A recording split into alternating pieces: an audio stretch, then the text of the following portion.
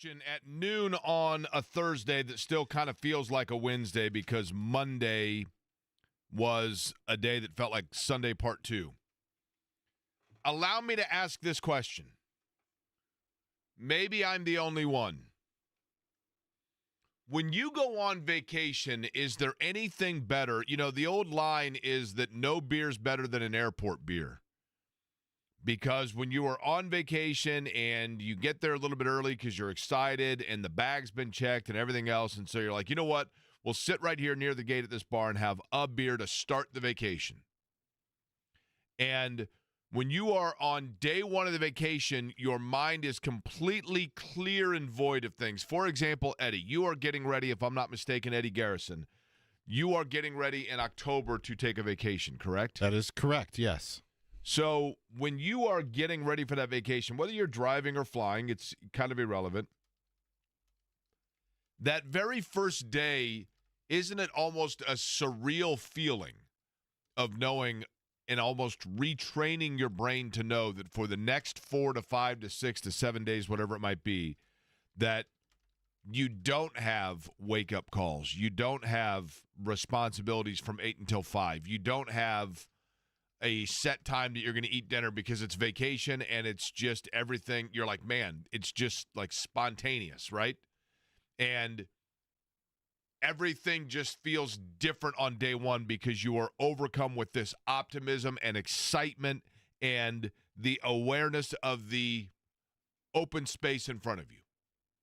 And that's the best day of vacation, and that's why, like, the airport beer is the best beer because you know what? If I want to have a beer at 3 in the afternoon next Tuesday, I'm going to have a beer at 3 in the afternoon because I'm on vacation. I can honestly say, Jake, I've never had a beer at the airport. Well, if you do, I can tell you that an airport beer is the best beer. Okay? Okay. If you're flying on vacation, just trust me on this or work with me. So that's what today is in the National Football League. This is the day where everybody in the league is basically sitting there at the gate where you're like, all I know is, now, in the form of the NFL, it's you're going back to work. But as a fan of an NFL team, literally it's like I'm putting all notifications on silent because now is the time where I'm going to see it on the field. And all of the worrying about and the scrutinizing in training camp of whether or not this receiver or this tight end or this running back or this quarterback or this cornerback or this safety or this linebacker or this edge rusher, all of that now I can just simply see it on the field, and I am sitting here looking at it saying to myself, my team this year, this is the year. It all starts now. And yes, you Colts fans, I understand it. You have a little bit of uncertainty at the quarterback position. You're not overly sold on Daniel Jones. You're like, I'm super excited because I'm sitting at the gate and I'm going on vacation, but I just reminded myself that I'm actually getting ready to fly to Tulsa. Not that there's anything wrong with Tulsa, but you're like, but I thought I was going to be vacationing in Scottsdale, but I'm in Tulsa, but you're still on vacation. I understand that you worry about. You have A.D. Mitchell and Alec Pierce, two wide receivers that you are excited about because Alec Pierce has shown now, and I think took a step towards the end of last year to wet the whistle for you about this coming season and get you excited for it. And then you're like, but wait a minute, I forget who it is that's going to be, who's actually going to be delivering him the long ball. Can Daniel Jones get the ball to where Alec Pierce needs it if he gets behind the defense? And so does that temper a little bit? Because I looked at the forecast, and it looks like it might be kind of cloudy on Wednesday of my vacation. And then A.D. Mitchell is one that, of course, you are waiting to see whether or not he shows up at all, but you are still enticed a little bit. Tyler Warren is a guy that I think that is an exciting piece because of what he can do and what he can bring to this offense and how he can open things up and soften the defense to then get Jonathan Taylor uncorked. There are elements and aspects of this Colts offense, this particular Colts team, this roster. There are elements about it that I think are pretty good. And I do think they have a good roster. And we talked to Matt Verderam, and he said, you know what? I like their roster. And we talked to Charles Davis, and he said, you know what? I like their roster. And we've talked to Stephen Holder, and he says, the roster's good. And I know that it is a popular sentiment, and this year is a big year for Chris Ballard, but it is, going back and saying 62, 69, and 1, no divisional title since every other team in the league has won it twice, and et cetera. And it is a common theme to point out and or overly decipher and scrutinize and talk about the deficiencies of Chris Ballard in terms of statistics. But I think we can safely say this might be, in the last handful of years certainly, the most complete roster that he's put out there. And he does get credit for the areas that we were banging the drum about that they needed to address. I think, and we're going to find out, proof's in the pudding, but I think we're going to find out that he has done a good job of shoring up those areas. The offensive line depth, that is something that he has talked about a lot. That offensive line depth has already been tested and already is having to go into the trenches to go deep into that reserve. The corners are one that a year ago he said, look, I need to see these guys play and evaluate it, and apparently he did, and then decided that they needed to upgrade it. And I'm a little concerned about the fact that they have two guys that are within their corner rotation that didn't even show up in Westfield on day one and have been added since then. But nonetheless, they have experience in their defensive backfield. Linebacker, okay, but you got a new defensive scheme, and do you really need – are we in an era still where you need Mike Singletary and Dick Butkus and Lawrence Taylor lining up at your linebacker? Well, Lawrence Taylor would be great, don't get me wrong. But you get what I'm saying, right? He was kind of more an edge guy. So it is here. The NFL season is upon us, and it is hope springs eternal, if you will, even though that's a baseball term. Clean slate for everybody, and it gets underway tonight. Dallas and Philadelphia to kick us off, because here is the thing. And thank goodness that it's Dallas and Philadelphia in September.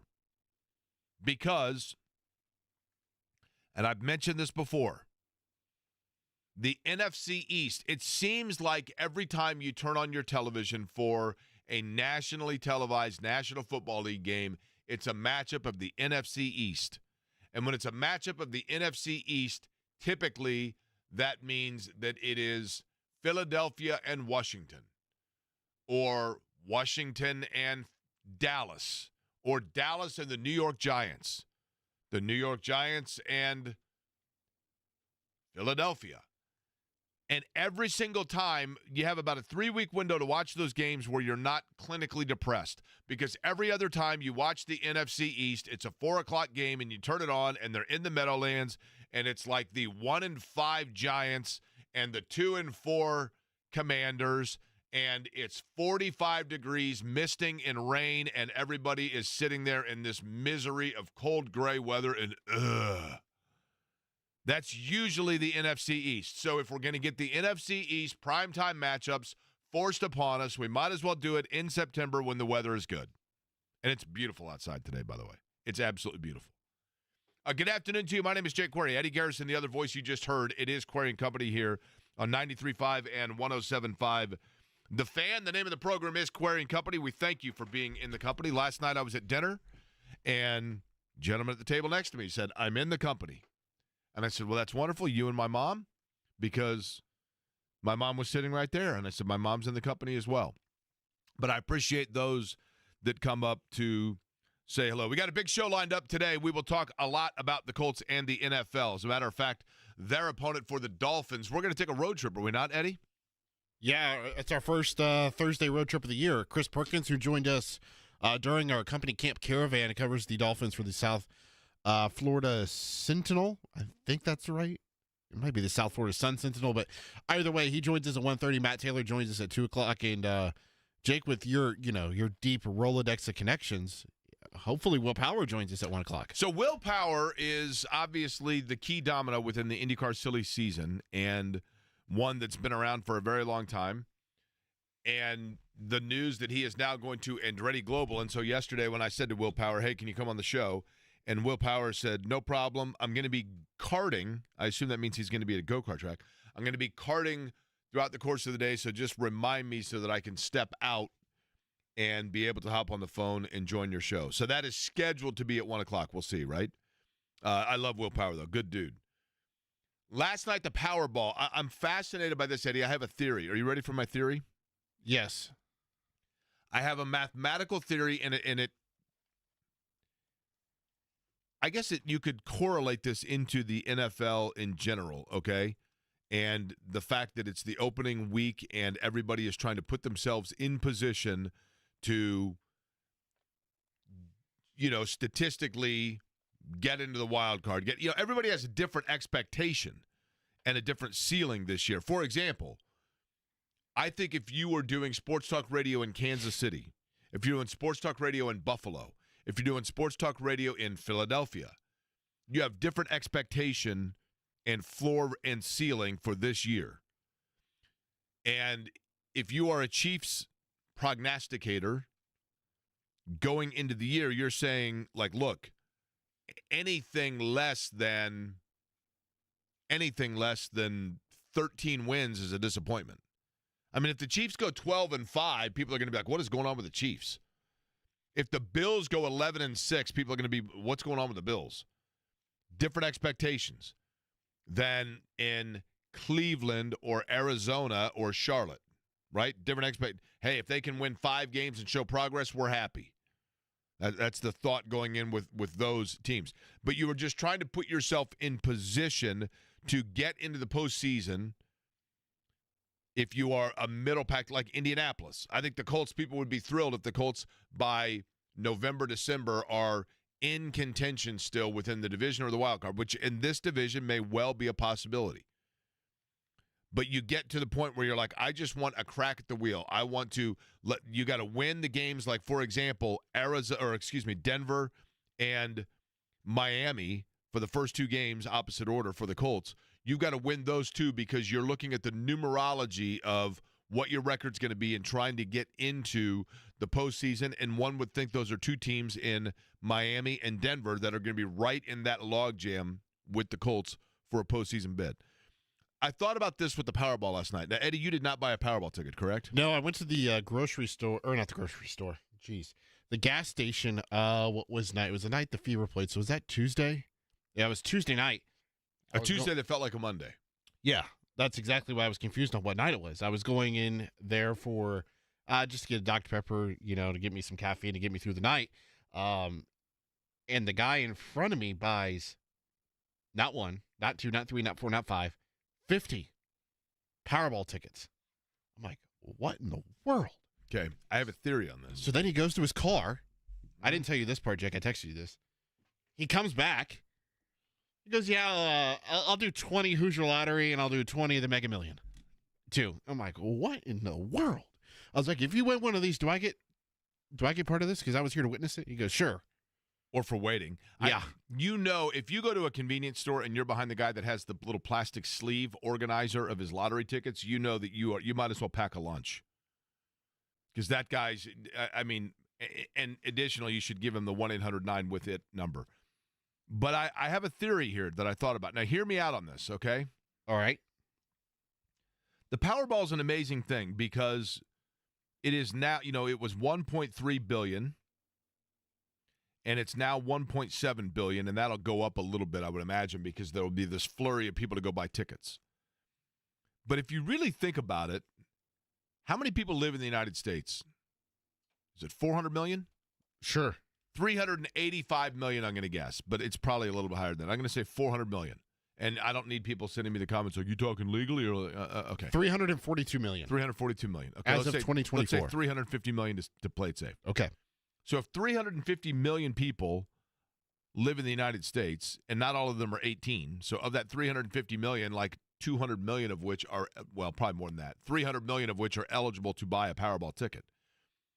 And if it's that much money, and it went up, say, 450, that means that 450 million tickets were sold. So that means that probably 200 million people bought one, maybe 100. 1 in every 3 people in the United States had a ticket yesterday, and yet the winning combination still was one that had not been selected. That shows you how astronomical the odds are. But, Eddie, here is my thought on how you if you are the Indianapolis Colts of Powerball players, here's how you catapult yourself into Super Bowl status. Here's how you play chess while everybody else is playing checkers. And I had this epiphany like a week ago, and then I thought maybe I need to play this smart and not share it. But I'm a caring guy. I'm a sharing guy. And I'm going to give my little tip to the world here. Are you ready? I'm ready, Jake. Lay it on me. Let's just say, give me 5 numbers, Eddie, off the top of your head. Just give me 1 through 58. Give me 5 numbers. 54. Yep. 37. Yep. 12. Yep. And 11. Okay, 5 numbers. You got 1 more to go here. 3. And give me a number 1 through 58 now. Boom. 40. 40. So let's say you pick those numbers. Those are your winning numbers right there. Now, a lot of people go and they buy a Powerball ticket. Now, hear me out here. People are saying, this is a sports talk radio show. Why is this guy talking about the Powerball? I'll tell you why, because my brain works differently sometimes, and I think I'm out of my mind, and I think I'm crazy, and then I start crunching down it, and I go, you know what? I think actually I might have figured out and cracked the code. I might have cracked the code that got the Indianapolis Colts, for example, because they're trying to crack the code. They're trying to crack the code from being a 7-9 team, or 7-10 team, I should say, to a 10-7 team. Everybody's trying to crack the code this time of year. And we're going to get into plenty of that over the course of today, including with Chris Perkins on how Miami's trying to crack the code, the numbers. But here's the deal. Look at the college football playoff. They wanted more interest. They wanted more teams to feel involved, so they expanded from 4 to 12 teams. They've done this in, Major League Baseball. They started working in. They want more teams to have a chance and feel numerically, statistically like they've got a shot later in the year. So they came up with the wild card play-in game and those sorts of things. So now all of a sudden you get 5 teams instead of 2 that are eligible in late September. So those numbers that you gave me, Eddie, now hear me out. Hearing you out. If you're going to go and you're going to spend $10 on the Powerball, okay, that would buy you 5 tickets, by the way. Instead of going and saying, I want 5 quick draw purchases and getting 5 different combinations, you're better off using the same 5 numbers and buying 5 tickets with the same 5 numbers on it. Explain how that makes sense, okay, please. You are, by going with more tickets, you are changing your odds of actually hitting the Powerball in an infantile, 1/100,000th of a percentage. Okay. But if you come up with the winning combination, let's say 54, 37, 12, 11, 3 is the winning combo with a Powerball of 40. Your number's Eddie Garrison, okay? Okay. Now let's just say that a computer randomly spit that out to a guy in Pocatello, Idaho as well. Oh, you could have picked anywhere, and you pick Pocatello, Idaho? So now you have 2, because this happens where you hear that the grand prize was split amongst 2 or 8 people or whatever. 2 tickets were sold. There were 2 tickets sold with the winning numbers, okay? If the prize is, let's say, $800 million after taxes and everything else, and there are 2 winners, you each get $400 million, right? Okay. But if you have used that number combination to buy yourself 5 tickets, there are now 6 winning tickets, of which you own 5 of them. So if each person is to get 16.6%, that guy in Pocatello now, instead of 50%, now is getting 16.6% the prize, and you are getting 84.4%.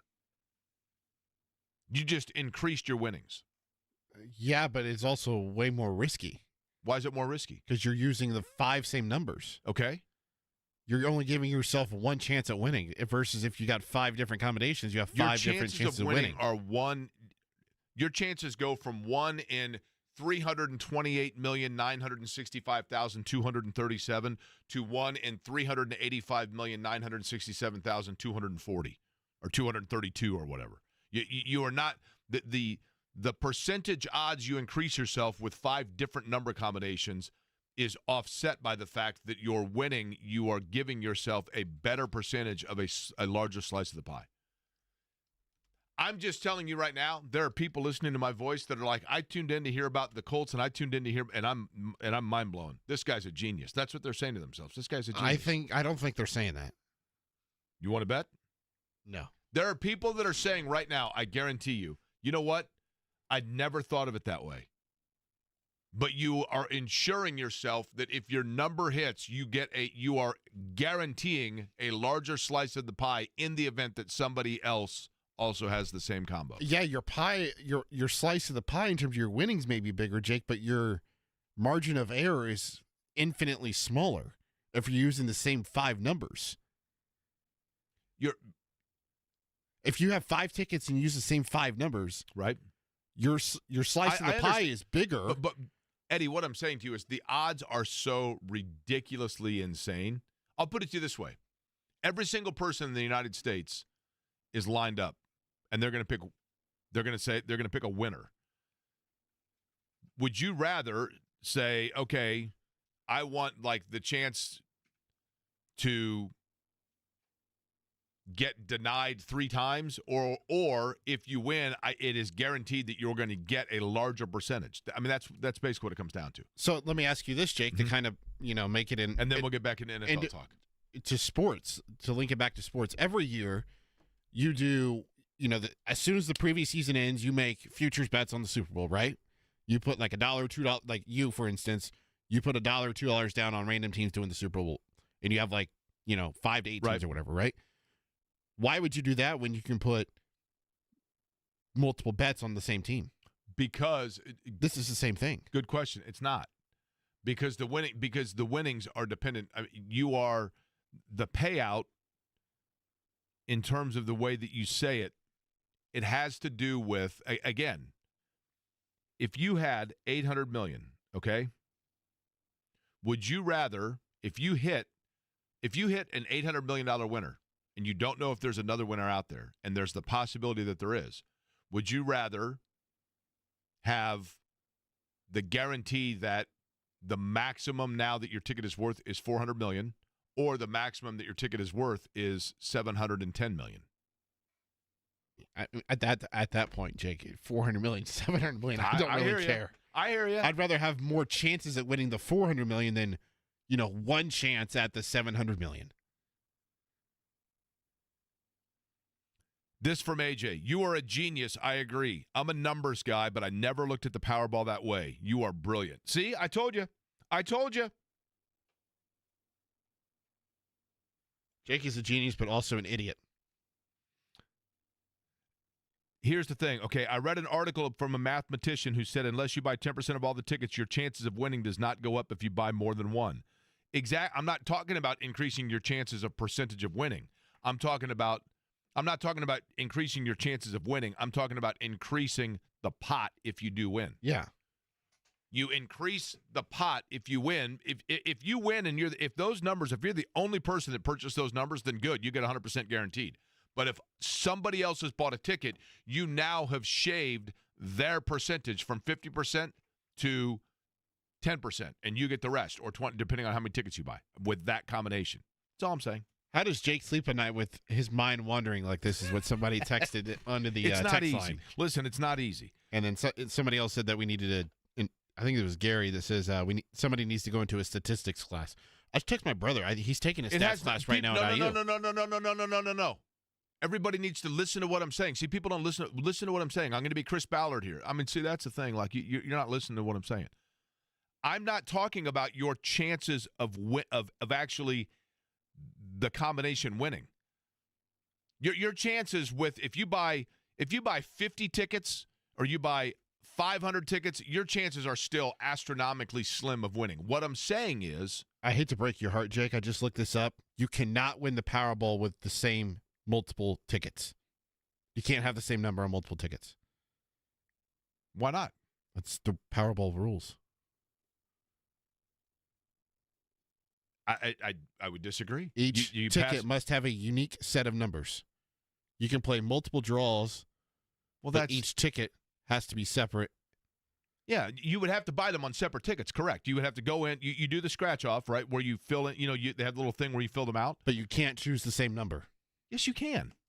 That's what the rules state. Okay, what I'm saying to you, what it is saying is on the same ticket you can't. But Eddie, you can go to Village Pantry and buy a ticket with your numbers there, and then go across the street to 7-Eleven and buy your ticket with those same numbers, and The But computer. you only get one winning ticket. It doesn't take both. And Powerball only would take one, not both. But there, okay, that's where then you give it to your mom, and then you give one to your dad, and you give one to your sister. What I'm saying to you is because there are Powerballs where, you see it where like the 7 people, like here's a waitress from Des Moines and an insurance salesman from DeLand, and they both won the Powerball. They both had the winning combination. That is pot, and so therefore you increase the pot the percentage that you'd get. That's all I'm saying. When we come back, there was a conversation that took place not about the Powerball numbers, but is it a Powerball grab? What are the statistic odds that, in fact, there is now trust between the agent of Anthony Richardson and Anthony Richardson himself? Remember, and the Colts, I should say. Because remember, Anthony Richardson's agent said that there was a decreased trust between his client and the Colts organization. But there was a conversation that was had. Did they hash it out? And what does it mean? And are we grasping at Powerball numbers on the possibility of this all having a happy ending? I will explain that and let you know what they said next.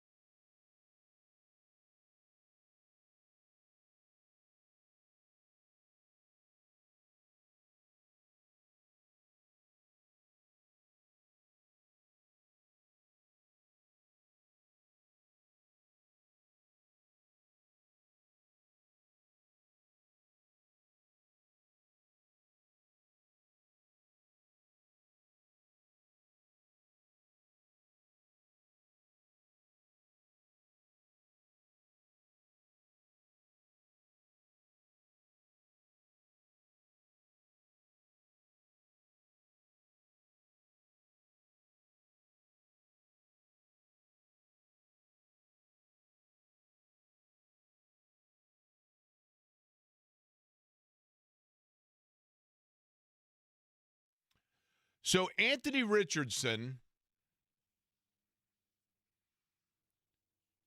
was drafted number 4 by the Colts. Stop me if you've heard that before. You know the history.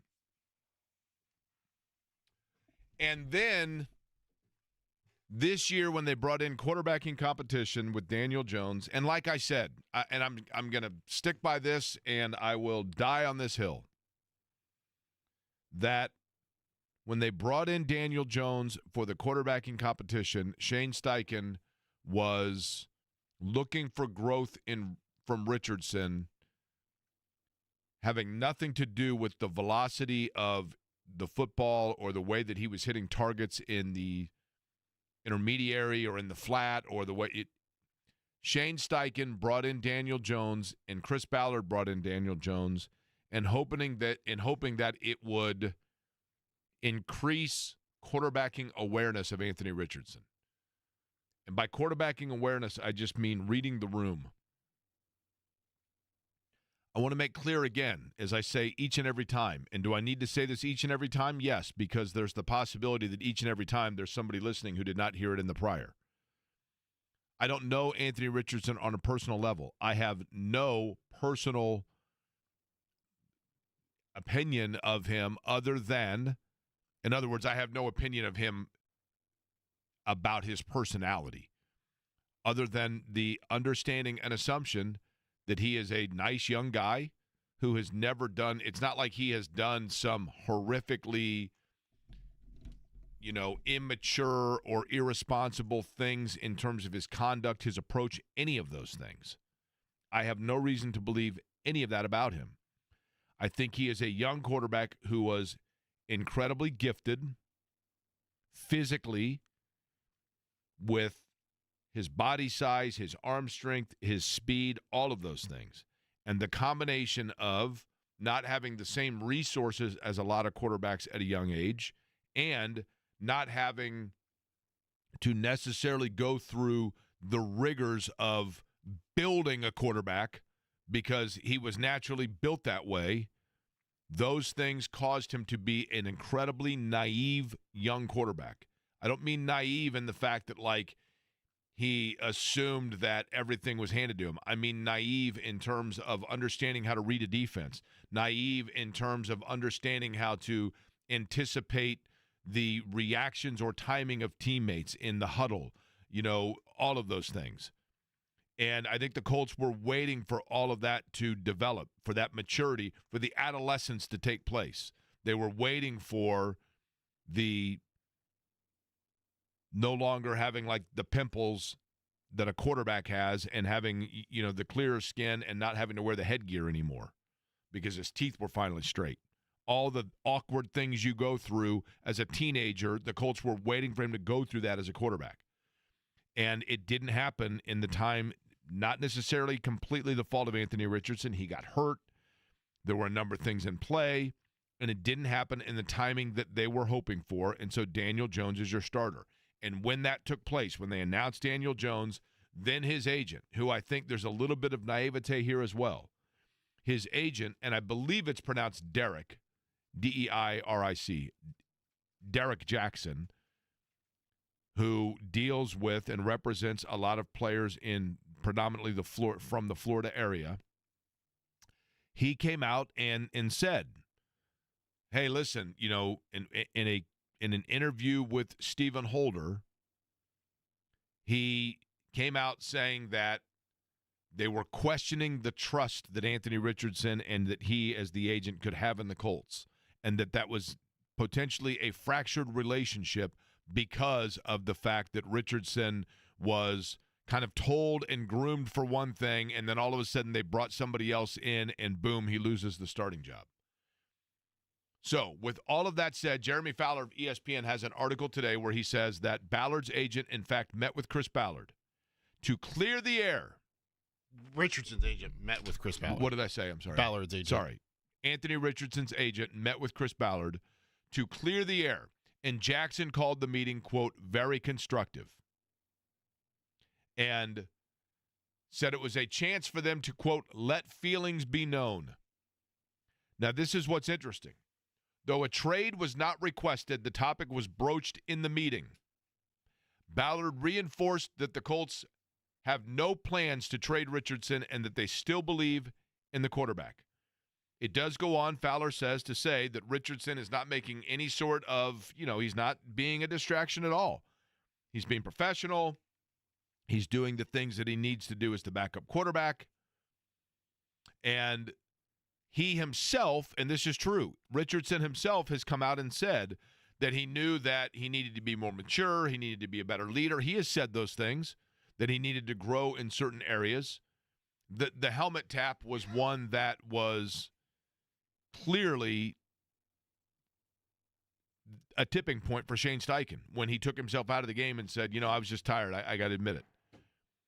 But what's interesting is his agent then reinforced in this conversation, apparently, that they don't think that the end chapter has been written because Richardson still has a chance to play this season situationally if things come up. And by all accounts, statistically speaking, backup quarterbacks in the NFL do get plenty of opportunity to get into a game, especially with somebody like Daniel Jones. Who knows what takes place in that, right? But it says his agent said that all parties are aware that they need more patience when Richardson, from the time that Richardson was drafted, and that patience that they preached, they didn't necessarily give to him, or that he hasn't had the proper time to develop based on the timeline that was an understanding when he came in. And I think actually the agent is correct in that. But when the agent said, and I'm going to go back to what I said at the time, when Derek Jackson came out and said, we have a hard time now trusting the Colts because they selected Daniel Jones when Richardson was doing the things they asked him to do in the offseason, the problem is that and I said it then, the problem all began because the Colts trusted Richardson too much too early. They handed him the keys before he was ready for it. And they determined him the starter a month into the deal. And so they were saying to him, we trust you. We trust you're going to grow on the job. We trust you're going to learn on the job. We trust that even though we're giving you the keys to the kingdom, you are still going to learn your way into the position. And then once Richardson didn't do that in the timing that they liked, they took the keys back. And so Derek Jackson is saying, well, we can't trust them now. But the problem is they trusted him too much too early. And there has to be a happy medium there where now they can't come out and say, we can't trust you at all, so Daniel Jones is our guy. There has to be a balance there. And maybe this conversation helps ease that balance, helps find that happy range, helps find that medium between the two. And sometimes conversations like that are a good thing. But in this situation, I still believe, and I may be totally wrong in this, but I still believe that the Colts, deep down, if you put truth serum in them, they're saying all the right things, they're doing all the right things, they're presenting all the right things. But I think deep down, they believe that Richardson is not the long-term guy, or else they would. There is zero reason. The only reason that Anthony Richardson is not starting on Sunday against the Miami Dolphins, the only reason you would not start him is because you just don't believe it's going to be there. Otherwise, you would. If you thought there was an inkling of a chance that he's going to be the guy, you would start him. But they can't come out and say that because if, in fact, and I know the Colts, and I'm maybe I'll be proven totally wrong in this. Maybe I'll be proven totally wrong in this. But when the Colts come out and say, we have no interest in trading Anthony Richardson, of course they're going to say that. Of course they're going to say that. Because if they, in fact, if Daniel Jones shows any competence whatsoever and has a Sam Darnold type year, even if that doesn't mean that Jones is their long-term guy and they know that they got to proceed with caution there, but if Daniel Jones has a year where he's going to be playing the majority of snaps over the course of the season, now you've stunted even further Anthony Richardson getting that necessary seat time. And I know he's a young guy, but he needs reps. And if you're not giving him those reps, you have to then present it as we're not giving him the reps because we're keeping him under bubble wrap because when we unleash this guy, I mean, Katie bar the door. No, in reality, they're doing that, and they can't come out and say, we're kind of done with this dude, because then if you do want to move on from him, if you do find yourself in a position where it's in your best interest to move on from him, you have to have some value out of him. You can't – if you know that your neighbor has a car that he's been working on in the garage and you see him out there working on it every single day but he never drives it, and then finally one day there's a for sale sign on it, you're like, this guy's looking to get rid of this car. I'm going to make a hell of an offer here on my behalf. But if you see him and occasionally driving it around and he looks happy in it, you're like, you know what? I'm going to have to offer him a little more money because I like that car. But that's the situation they're in. I'm glad they talked it out. I'm glad they came to that happy median that will allow, because you don't want – we've seen it in this town in the past. Been a long time since this has happened, but we've seen it where the starting quarterback and the starting franchise quarterback – and then the backup quarterback, where there's a friction and a tension between them. It does not go well. It does not end well. And you have to make, all parties got to come together and say, and I commend them for saying Richardson so far has been the adult in the room. That's good. I mean, you know what I mean? That's a good thing. But I'm glad they talked it out, but we'll see what comes from it. Let's put it that way. Are you still confused by my lottery thing? I was never confused. Okay. Fair enough.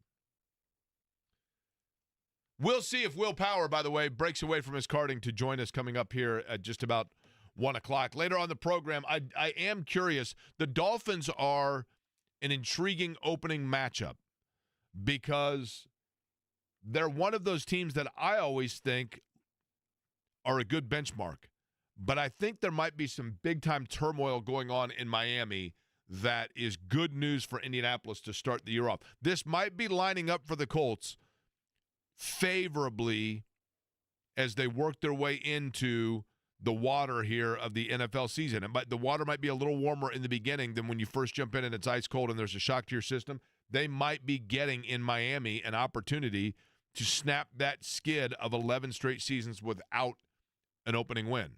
But we will find out coming up bottom of the 1 o'clock hour. We'll go down to Miami and we will talk to a beat writer for the Dolphins about some of the challenges they might have or challenges they might present for Indianapolis.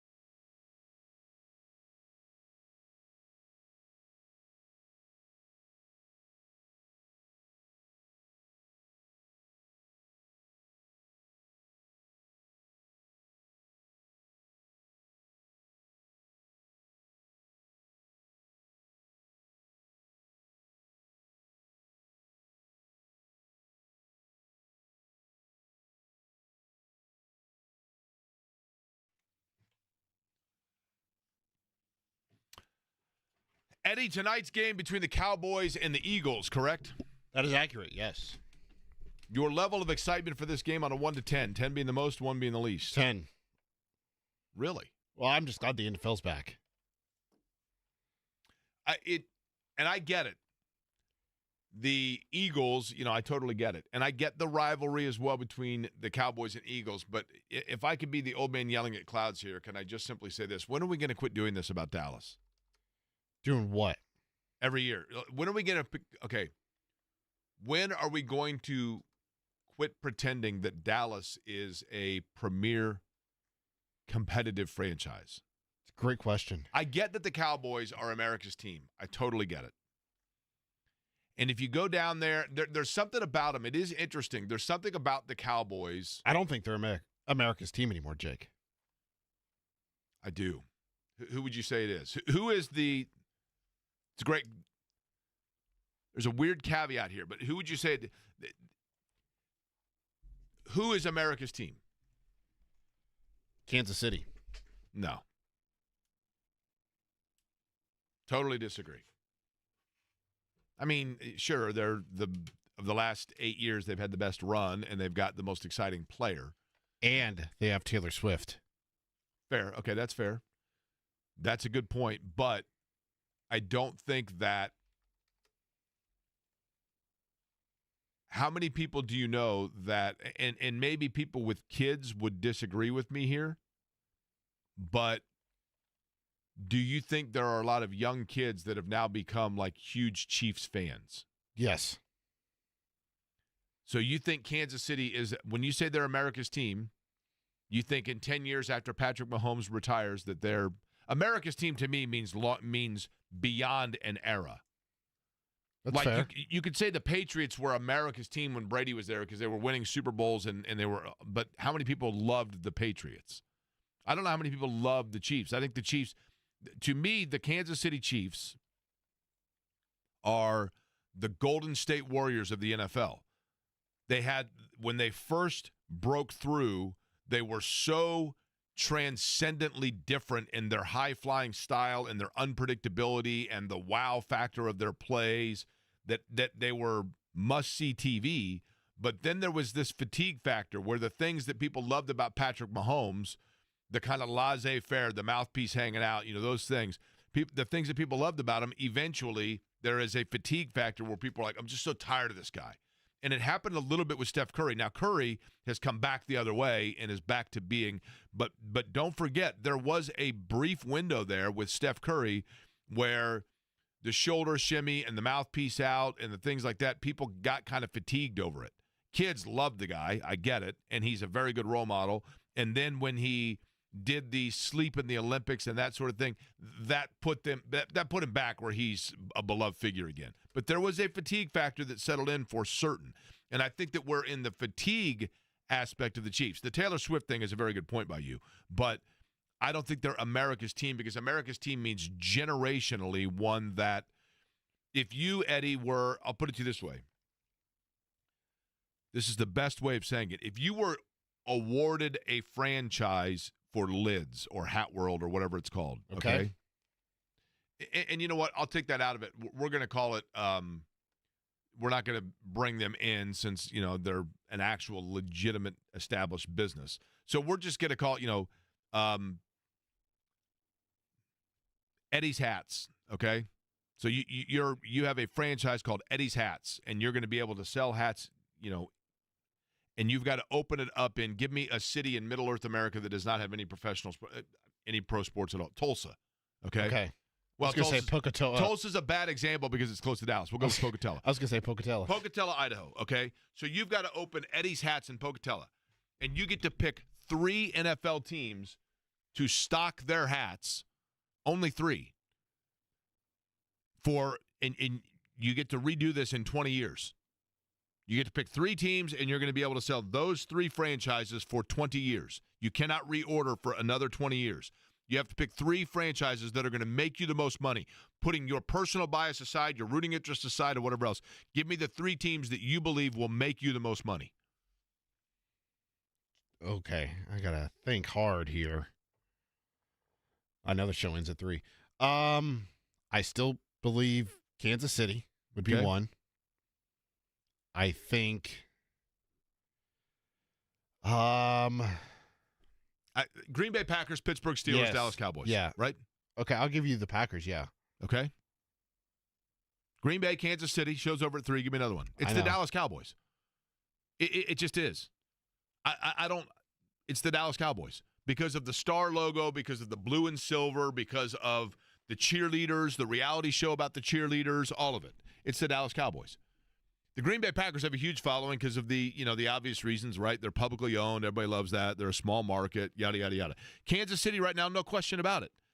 But think about this. If you would have answered that same question 15 years ago and said Indianapolis Colts, I'm doing in 2007, Indianapolis Colts, because Peyton Manning's there, Marvin Harrison's there, Reggie Wayne's there, Edgerrin James is there, Dwight Freeney's there, Robert Mathis is there. So you picked the Indianapolis Colts then. Right now, there's no way you're renewing the Colts. But if you picked the Dallas Cowboys 20 years ago, you would still be renewing the Cowboys. And if you picked the Cowboys 40 years ago, you would still be renewing the Cowboys.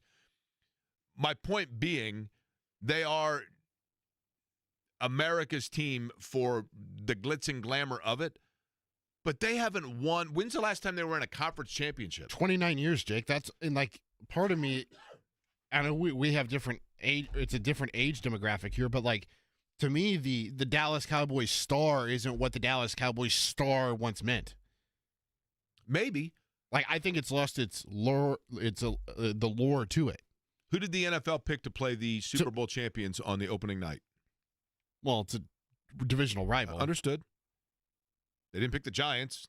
Nope. Biggest media market in the world. They didn't pick the Commanders. Bright, promising young quarterback. Nation's capital, new ownership. Great season last year. Last year they picked the Eagles. In the Packers. That was that Kansas City Buffalo? Kansas City Well, Baltimore? they usually have one of the Final Four teams from the previous year that's in there, right? My point being, we're kind of agreeing on the same thing, though, because I'm telling you, from a competitive standpoint, when are we going to quit doing this with Dallas? I get the fact that their marketing brand is the biggest in the NFL. It probably is. It just is, whether you like it or not. But when are we going to quit doing it in terms of, the Micah Parsons situation? That was a bigger story because it's the Dallas Cowboys. And I realize he's one of the best defensive players in the National Football League. But if the exact same drama had been going on and he was trying to get his way traded out of Atlanta or traded out of Green Bay or traded out of Denver, it is not near as big a story as it is because it is the Dallas Cowboys. And here's the other thing that I took into consideration with the whole 20 years thing, Jake, is Jerry Jones isn't going to be around for much longer. Does his son have the same level of cachet and, fan interest that Jerry has? Yeah, the same. Just the overall public persona. Yes. Fair. But what I'm saying is, Eddie, that was in existence before Jerry Jones, though. I mean, Jerry Jones might have taken it to another level, but the reason Jerry Jones bought the Dallas Cowboys is because they were already the established brand of, and yes, the TV show in the 70s had a lot to do with it. The Dallas Cowboy cheerleaders had a lot to do with it. Roger Staubach and Tony Dorsett had a lot to do with it. And this is all prehistoric stuff. I get it. I mean, I totally understand it. But at the same time, it is,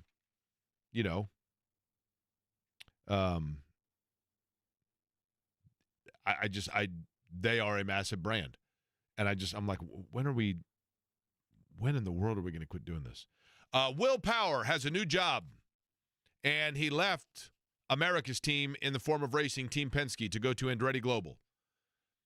Was that his call? Was that something that had been in the works for a while? And what is it about Andretti Global now that he goes over to Colton Herta's ride that entices him? We will find out all of that from him as he joins us next.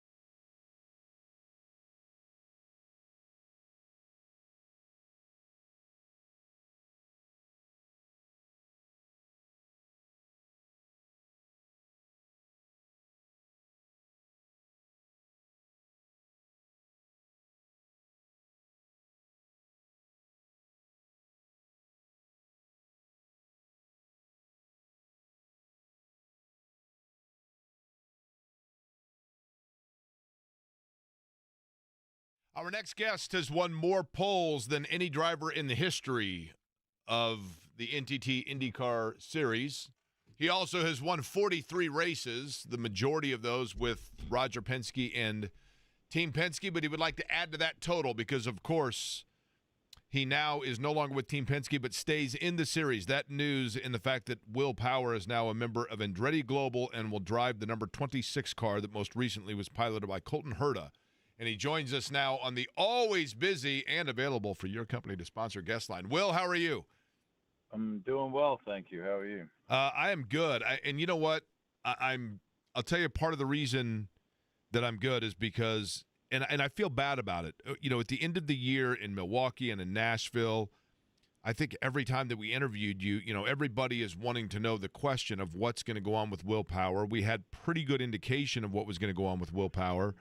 And yet we've got to ask it knowing that you can't necessarily say what's going on with Will Power. So how relieved are you to just have kind of all of this over and done and now being able to look forward?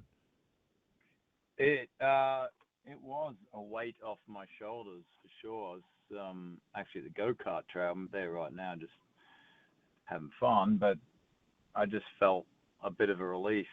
So, yeah, it was probably subconsciously weighing on me, and I was getting a lot of questions about it, and just sort of, the stress was wondering exactly how is this going to play out? Is it going to go easily?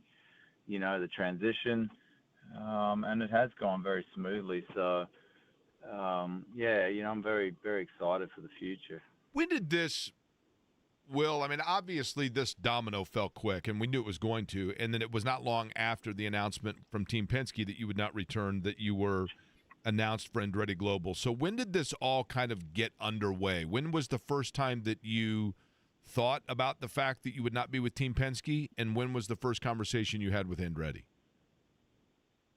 Well, it has been, let's say, definitely from May onwards, I was starting to, think, well, maybe I'm going to have to drive somewhere else or get another ride. But the goal was to re-sign with Penske. That was kind of, I'd been there 17 years. I've had great success. I love the team, the people. Roger's, been great to me. And, I think after the conversation that I had with Roger, post Indianapolis, he said, I'm not going to shoot you to talk to other teams. I'm not saying that you won't be in the car next year, but I'm allowing you to see what's out there. So at that point, when he said that, I thought, okay, they're looking at going a different direction. There's a chance here that I'm not going to go to Penske. So then we started looking around, and I would say just about every team owner in the pit lane spoke to me. But for Andretti, that sort of came together very quickly at the end. I think the first conversation was at Road America, just sort of in passing. Saw Dan on a golf cart and said, "Oh, you know what?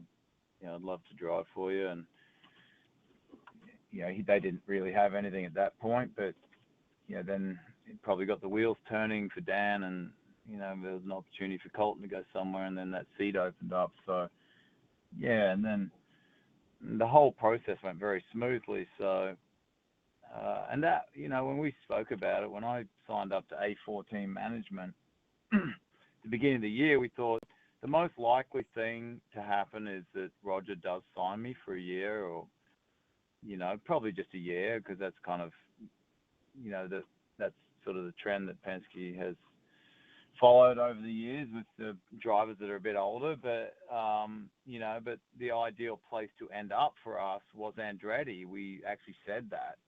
Not that there was anything open there when we were talking about that, but we actually said, Oriole said, my ideal place for you to end up would be at Andretti. I agreed with him. So I agree. They're a great team.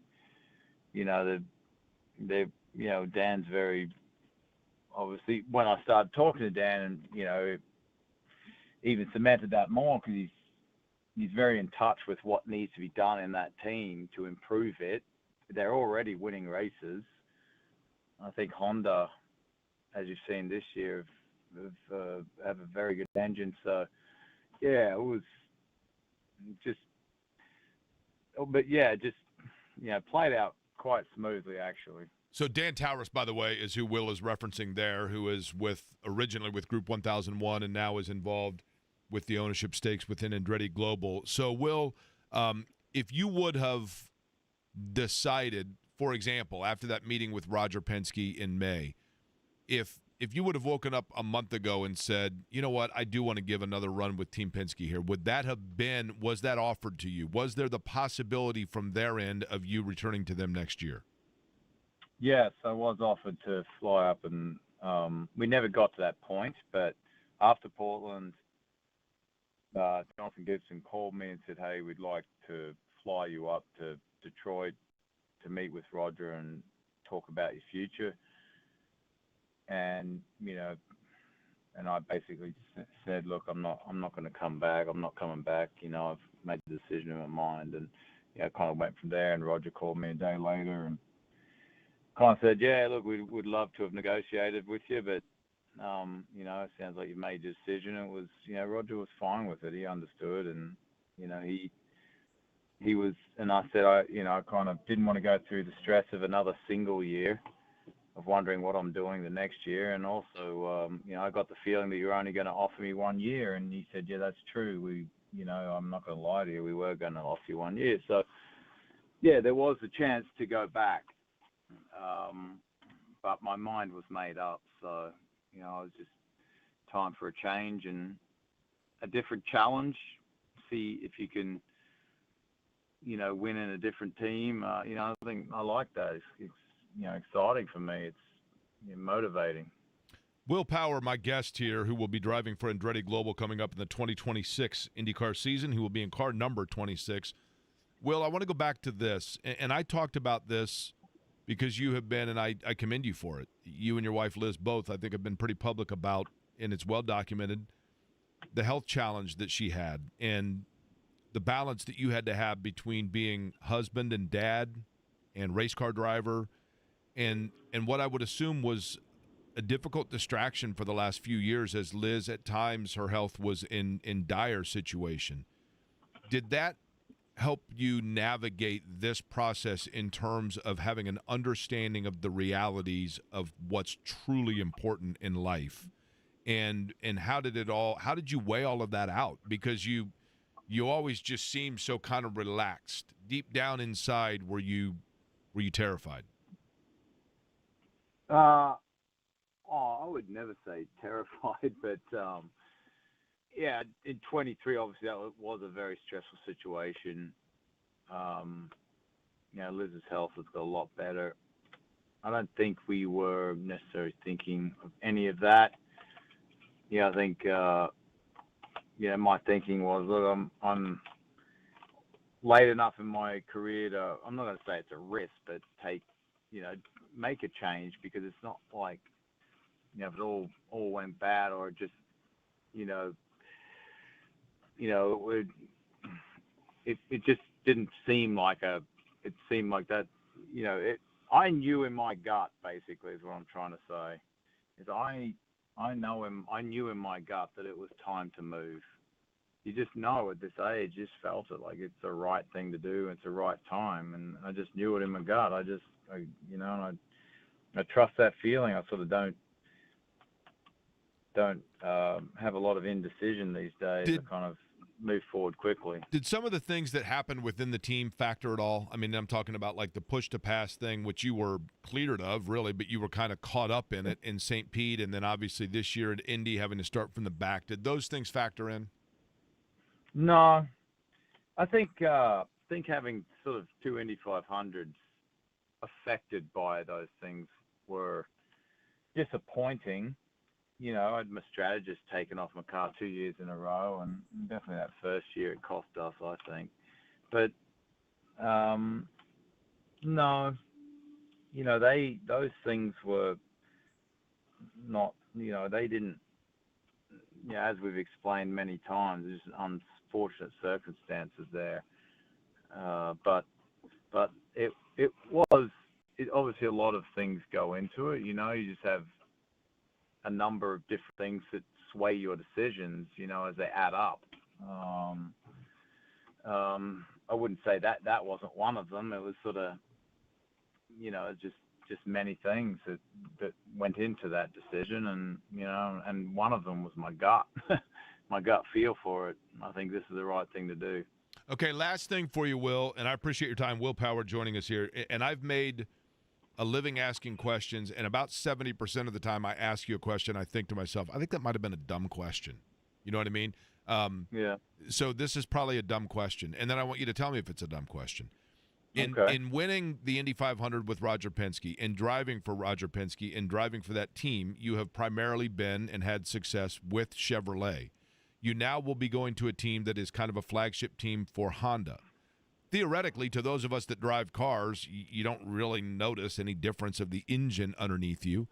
As a driver, will there be any sort of a different feel or different style or challenge for you as a driver with a Honda engine versus a Chevrolet engine?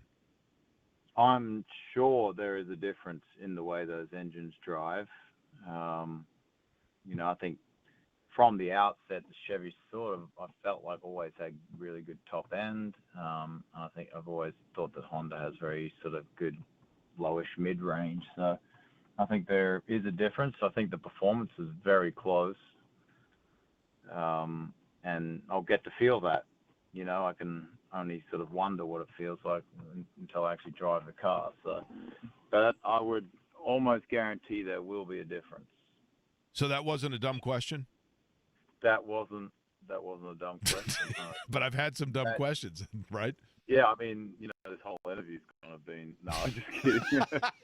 No, it's good stuff. No, you've got great questions. Believe me, you got good questions. They have been. I've definitely had dumb questions from people over my time, and yours have been great. So, all right. So you're going to go out and you're just going to get in a go-kart and drive around the track all day today to just clear the mind and get back to the roots? Well, there's actually his name's Davide Fore. He's Italian. He's like a 5-time world champ. So I thought I'd come out and run around with him just for fun. Quality, definitely a top-level driver, so a bit of fun for me. There you go. I mean, that is different than the way most of us will spend our off days. But listen, I know it's been a busy and flurry of activity here, a busy time for you. And I certainly appreciate not only the time, Will, but also the explanation from all of it. Our best to you and, to Liz as well and your son, and certainly look forward to seeing you coming up in St. Pete. No, good stuff, man. I'm looking forward to it. It's going to be great. Much appreciate it, Will. Enjoy it. Thank you. That is Will Power joining us on the program today. Very interesting, especially the part about, having known, and I was told that it was around May when I think he just had idea. And listen, to further expand on that, Power is a guy that came over. He was running for KV Technology as a rookie, KV Racing Technology. He's a native of Australia. You could probably tell there, Toowoomba, Australia, which is a small town. I mentioned this earlier. And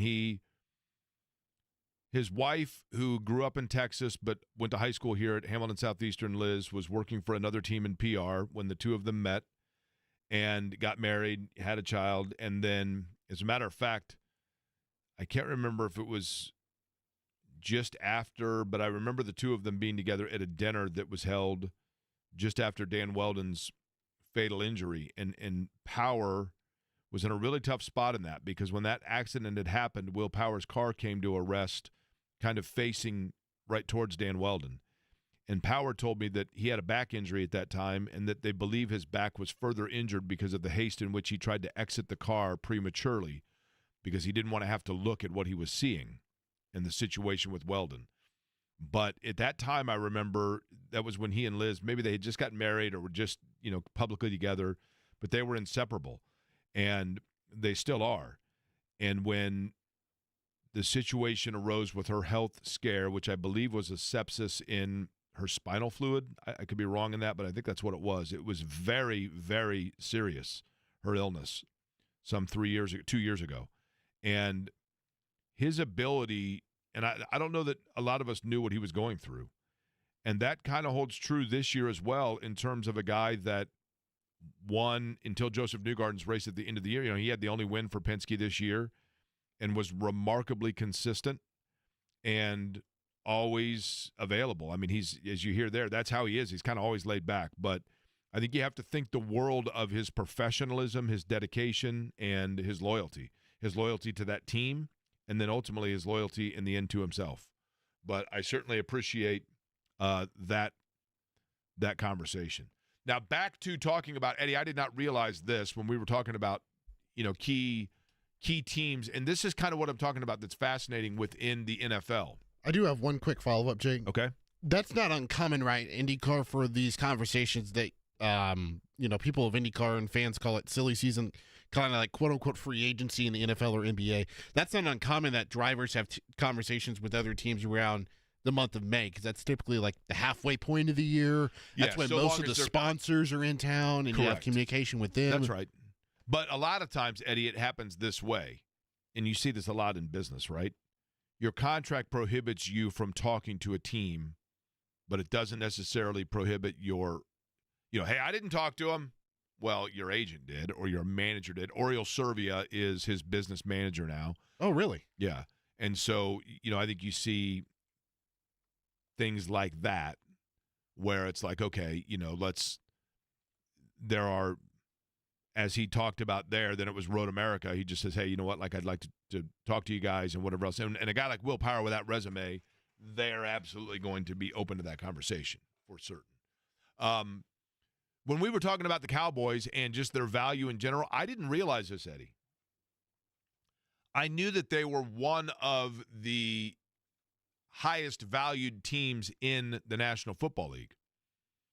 But what I didn't realize is that they are believed to be the most valuable sports franchise in the world of any sport, which when you consider soccer is saying something. $13 billion is the estimated value of the Dallas Cowboys. Now, that is of significance, and let me tell you why. I just saw, for example, and my apologies, darn it, that I don't remember which franchise it was. I was just reading an article about another franchise in the NFL that had like a capital investment group that purchased, I think, 10 or 12% of a franchise. And I can't remember which franchise it was, and I apologize for that. But it was not a groundbreaking. It wasn't the Cowboys. It wasn't the New York Giants. Actually, now that I think of it, it was the New York Giants. So that is a big-time market. So it was the New York Giants. The New York Giants, there was the Cook or Koch, I believe it's Koch family, bought into, I think, 11 or 12% of the New York Giants. And that is of significance, and I'll tell you why. The fascinating thing to me about the National Football League as we get set tonight to start another season is the value of these franchises now, and this is good news for the Colts. This is good news, what I'm about to say, for the city of Indianapolis, in my opinion. Bob Irsay purchased the Baltimore Colts. I believe he actually purchased the Los Angeles Rams, and I believe it was for $19 million. Now, think about that. The Los Angeles Rams, in a market like Los Angeles, he purchased the Los Angeles Rams for $19 million. And then he ended up trading the franchise for the Baltimore Colts. Bob Irsay did. But the point I'm trying to make here is, yes, that was 65 or whatever years ago. But even still, the valuation, and when I say valuation, I mean the estimate of value from, just like your property taxes. When the government tells you what your home should sell for, and therefore that establishes your property taxes. The valuation of a team is done in the event of a sale or in the event of a transfer of ownership. The valuation is done in inheritance purposes for inheritance tax of what the new owners would owe. So, for example, and I don't know the exact, and nobody knows the exact how it was set into place, how the wheels were put in motion here in terms of what they want to do for the valuation of the Indianapolis Colts now in terms of the daughters and owing any sort of an inheritance tax. Was that already done? Was there stuff put in place previously? Jim Irsay's passing was unexpected to a great extent. So it wasn't like they knew like a time period of, we have to have this. That's all a gray area, I realize. But in the old days, and when I say the old days, I mean 30 years, 20 years ago, when a franchise was sold, oftentimes it was an individual purchaser. Daniel Snyder, when he bought the then Redskins, he was an individual owner. He had made a bunch of money through, I think it was, the FedEx or an auxiliary thereof, along with his sister, and so he wanted to own a team, and so he bought a team. And then by the time he sold it, there's only like 3 individuals on planet Earth that can just write you a check for $10 billion. I mean, there's more than that, I realize, but you get what I'm saying. It's a very small number of people. And so we are now at the point where these franchises, in terms of the ownership, are almost entirely sold to large investment conglomerates as opposed to an individual, a wealthy individual. Or multiple wealthy individuals. We're seeing that more, too. Well, that's what I mean, a conglomerate. Yeah. And like the Denver Broncos are a good example. When the Denver Broncos just had an ownership pass and the family take it over, the family, based on the inheritance tax then, were in a situation where they had to sell the franchise. And so the ownership group did not become, hey, Daniel Snyder's going to buy a team, or this wealthy individual business mogul is going to buy a team. It had to go to a large network of people who all bought in. If you think about, if somebody says they have $200 million and they want to buy an NFL team, $200 million will buy you. $200 million would get you 2% of the Dallas Cowboys. So the amount of money is staggering. But the problem is the valuation, because these franchises, in a large part of it is television contracts, because these NFL franchises, and it's true in the NBA, it's true in Major League Baseball to an extent, but nothing like the NFL. Because the values, financially speaking, of these franchises have skyrocketed into the atmosphere and the stratosphere that they're in, that not only makes it difficult for an individual to buy into a franchise, it also makes it very difficult to assume the tax burden upon an inheritance of that franchise, because you are having to pay the valuation. If you look at, and a lot of people asked me about the sale of IndyCar and the Indianapolis Motor Speedway and IMS Productions to the Fox Television Network. And I don't know. I'm not privy to this at all. But it would be my assumption that it was a very sound business move, because if you are within a decade or so, whatever it may be, I don't know. I would never even speculate. But eventually, if the Speedway empire of IndyCar, the Indianapolis Motor Speedway, and IMS Productions is in a situation where it is then being generationally passed via an inheritance, then in order to do that, there is an inheritance tax that needs to be paid, federally speaking. And that tax is determined upon largely the federal valuation of the sports property. And by selling 1/3 of it, then what just took place for the Penske Entertainment Group was they just set the parameters of the estimate of the valuation. They determined it. Hey, we're telling you, we just sold 33% for X amount of dollars, so you do your math, but this is what the valuation is. So they set that barometer there, which was very, very smart. I don't know that was the impetus for it, but it would be a very smart business decision if that was a factor in that sale. And so the long-winded point I'm making here is, when you look at things like the Dallas Cowboys setting the bar on franchise values for the NFL, what they are setting the bar on as well is the valuation of what an estimated value of the Indianapolis Colts would be. And we are now in a period where there is a transfer of power via inheritance of that ownership group. Did they already have the wheels in motion for the tax implication? I don't know the answer to that. I would assume so, and I would hope so. But the good news for fans of Indianapolis is, let's just say hypothetically that the Irsay daughters don't have the capital to pay the inheritance tax based on the valuation. The good news is, you're in 1995, that would have meant, oh gosh, they're going to have to sell the franchise.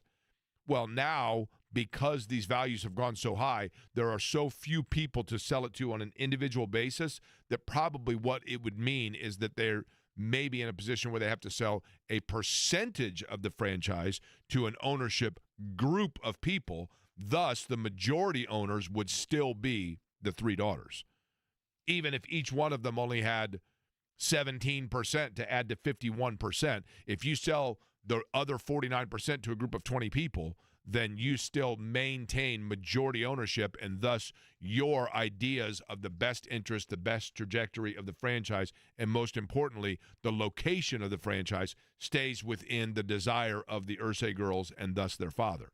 And so therefore it stays in Indianapolis. I don't think the Colts are at any risk of moving, but would it be a smart play for them perhaps to sell part of that based on, and in a good way, I say this about the NFL, based on the skyrocketed valuation? Yes. And the Dallas Cowboys are one that set the bar for that and set that parameter for the rest of the league on what the valuation of the worth would be. Kind of like the Pacers and Stephen Rails. Yes, that's an excellent example. Stephen Rails came in, and Herb Simon sold him, not the majority, but a percentage of the Indiana Pacers. Thus, when there is an inheritance that goes to the Simon children, the tax burden is less than what it would have been prior to that sale. That's exactly the point. We're going to go on a road trip. Is that right? That is right. Are we driving or flying? I'm hoping we're flying to Miami. All right, we're going to do it. We're going to preview South Dolphins Beach. Colts, and we're going to do it with somebody who knows the Dolphins inside and out. We'll do it next.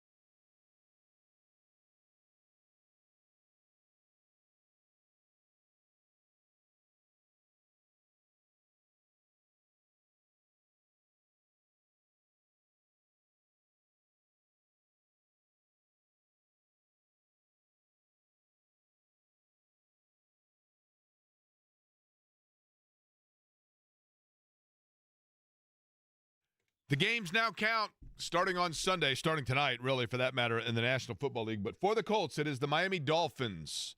Game number 1, Lucas Oil Stadium, coming up on Sunday. Tailgate, by the way, with the Fan. Before that takes place at our friends at the Slippery Noodle, Marty Bacon and the group there will be hosting. We would love to have you come by and enjoy the festivities before the game itself. But now we take the first of what will be a season-long Thursday road trip.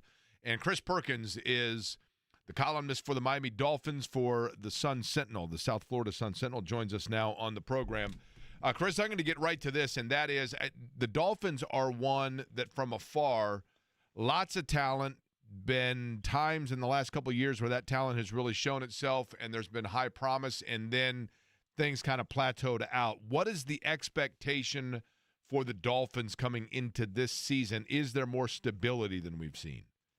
Oh, boy. First of all, let me just say I've lost a lot of brain cells in the Slippery Noodle, so I love to hear references to that place. Heck yeah, it's a great place, man. It is a great place. Expectations for the Dolphins are mixed. You know, I've picked them to go 9-8 this season. I think a lot of the sports books in Vegas have 7.5 wins as the over-under. Other places have 8.5 wins as the over-under. The deal with the Dolphins really is, you know, they're going through now a transition. They were doing the win now thing with the veterans and the 30-somethings. Now they've transitioned to winning with youth and draftees. And so what you're going to see is a team in flux. You know, they're trying to rediscover that deep passing game that they had, fueled by Tua to Tyreek and Tua to Jalen Waddle, that worked so well in 2022 and 2023. They need to find a running game. You know, they have Devon Achane, and he's good as a small, fast guy, but they need some power. They had signed Alexander Madison.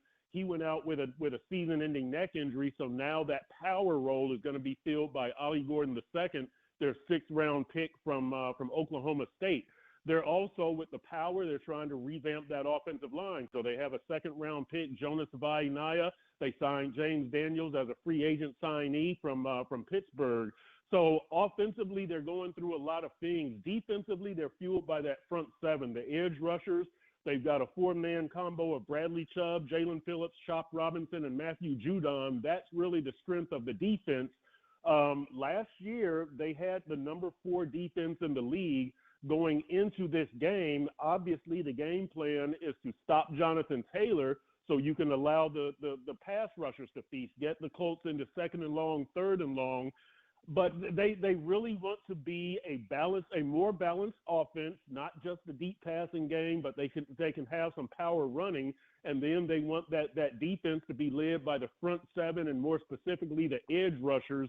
It's going to be a mixed bag. I'm not really sure what to expect. I don't think 9 wins is going to get you into the playoffs, but if they have a winning record, I think a lot of fans will be happy. To me, that's more mediocrity, and it's not good. To me, the goal for the season should be they have to win a playoff game, but I think a lot of the fans here, if they just have a winning record, they'll be happy. Chris, it's interesting because you talk about the running game.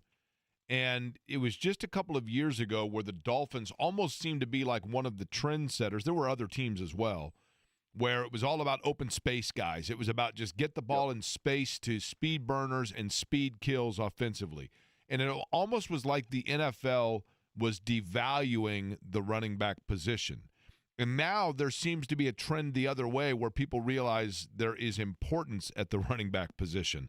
Is that a fair assessment of kind of where Miami might have been a trendsetter, but now all of a sudden has to step back and redirect a little bit? It is, and I'll give you some numbers about the Dolphins offense. So, you know that the Dolphins in the last, in the Mike McDaniel era, they're 4-16 against playoff teams. The last 2 years, they're 2-10 against playoff teams.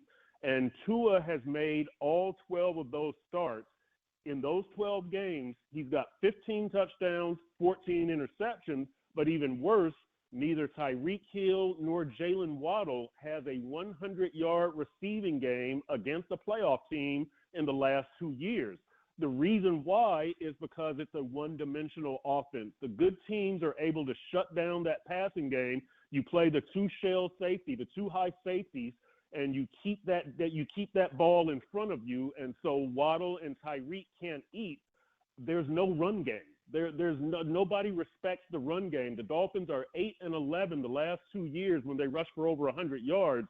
So getting back, bringing it full circle, yes, they're trying to develop a run game so that if teams do play that too high safety, then okay, the Dolphins can run, and that can lead them to victories. Before they would just pile up yards, and the yards didn't mean anything because they were kind of cutesy yards that the outside zone runs, they're going to pile up yards, but they aren't going to score a lot of touchdowns. So now they're trying to get some respect for that run game, get teams to drop that 8-man into the box, and then you go over the top, and then you get that deep passing game going. But, yeah, for the Dolphins, the run game is the key to the pass game.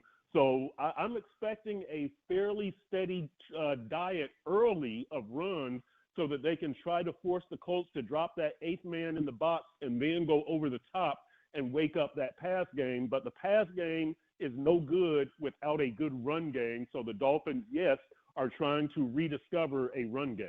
Chris Perkins is our guest. He's with the Sun Sentinel. He covers the Miami Dolphins down there. I think, if I'm not mistaken, he also gets a lifetime of charitable benefit from the fact that he had to tolerate and work with Mac Engel at some point along the line in his career, I think. I know Mac, yeah. Yeah, I think that's right, nice. yeah. Haven't heard that name in a while. Yeah, well, I wish I had neither. Mac and I grew up together. He's an indie guy, and he's been on the show a lot. But, Chris, how are the Dolphins defensively? Because, for the Colts, the Colts, I think, have some, and it's going to be interesting. There's a lot of, I guess, interest in what Tyler Warren can do as the tight end. Certainly we know of Jonathan Taylor.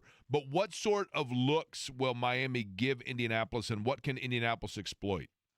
So the Dolphins were number 4 in total defense last year. They were number 9 against the run. So, again, what they really want to do is stop Jonathan Taylor and get the Colts into 3rd and long so those edge rushers can feast.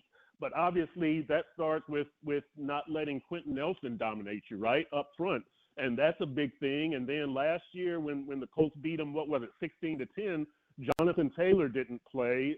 Daniel Jones didn't play, and Tyler Warren was not there. So this is a kind of a different Colts offense. You've got some. I mean, when you add in Tyler Warren and Jonathan Taylor, it's a different offense, right? So, the Dolphins are really going to have to work to figure out, what can they do to limit the effectiveness of that Indy offense, or really the threat of Jonathan Taylor and Tyler Warren. The strength of the Dolphins defense is the front 7. It's really the edge rushers, but they've got a good defensive front. Zach Sealer, defensive tackle, who's coming off of back-to-back 10-sack seasons. They've got Benito Jones up there to stop the run. He's a veteran. They drafted Kenneth Grant, first rounder out of Michigan, and he's a run stuffer. So really, we're going to see, and I'll tell you, the other strength of the defense is the inside backers. Jordan Brooks, who led the team in tackles last year at 143. Terrell Dodson, who led the team in interceptions with 3.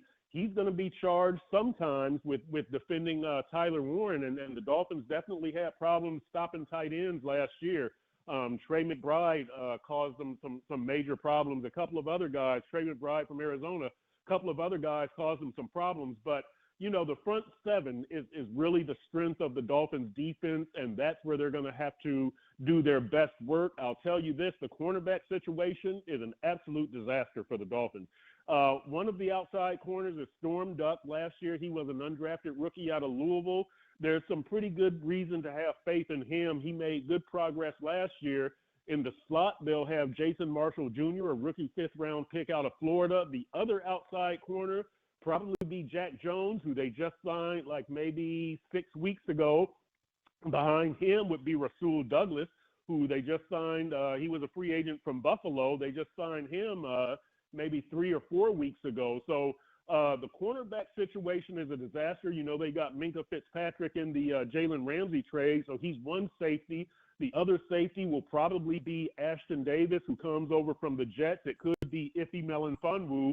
But the secondary is a work in progress, and those corners can be had. So the front seven has to do good work, and those edge rushers have to be able to take some pressure off of the corners and put pressure on Daniel Jones.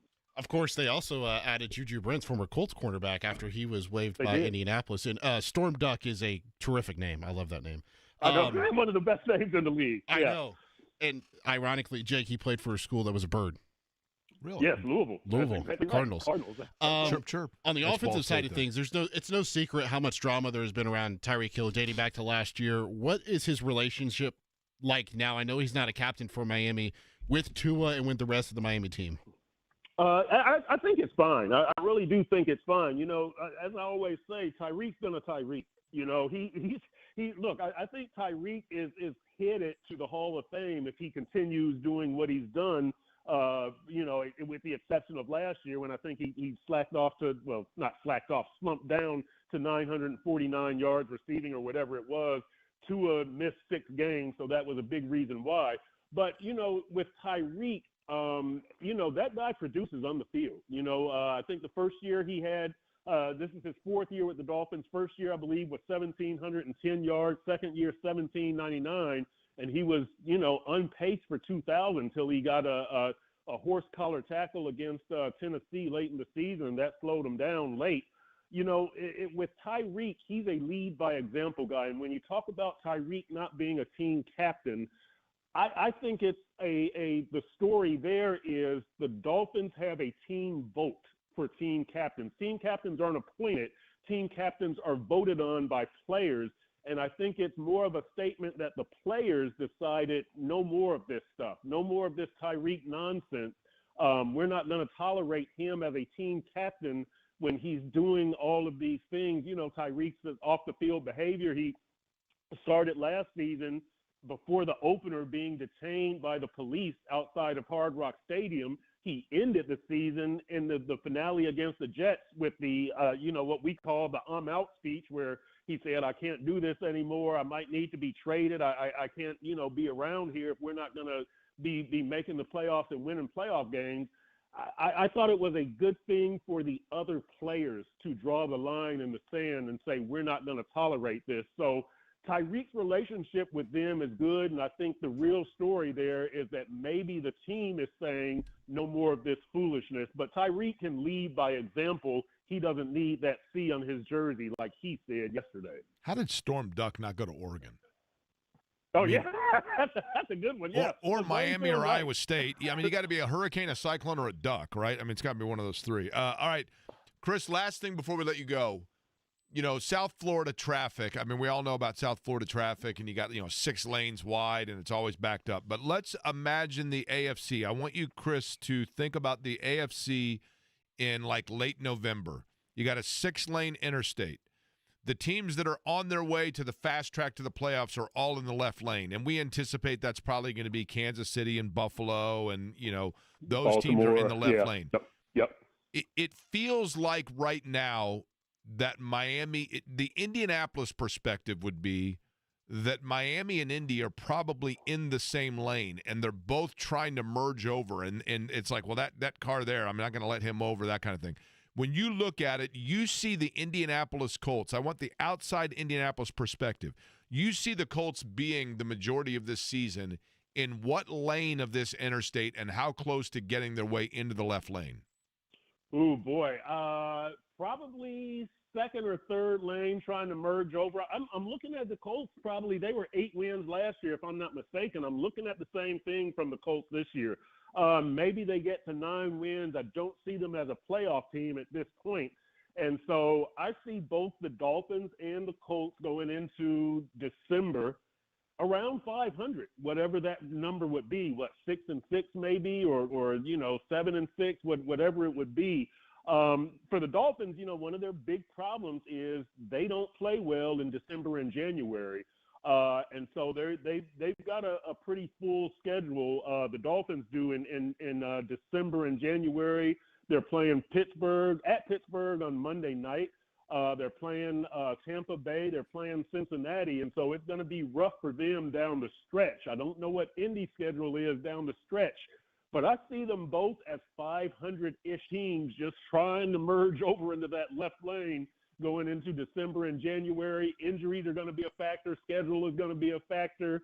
I don't know how it turns out for either of them, but I've got the Dolphins as a 9-win team and Indy as an 8-win team. Okay, and both of them are looking at the ways about the car that's broken down. That's Cleveland in lane 5. Right? That's right. You got to stay right. Stay right. through Cleveland, New Orleans, Yeah, Carolina, New Orleans. some of those. Yeah, Right. New Orleans was a couple exits back, but yes. Yeah, they were. Yeah, they broke down 2 miles back. Right. That's right. Exactly. Hey, man, we appreciate the time as always. All right, certainly enjoy the slippery noodle if you're going to be in town. All right, I'll try to make a visit down there. Thanks, guys. All right, much appreciated. Much appreciated. Chris Perkins joining us from South Florida. All right, we'll come back. Matt Taylor going to join us, by the way, on the program. The voice of the Colts going to be doing so just over 10.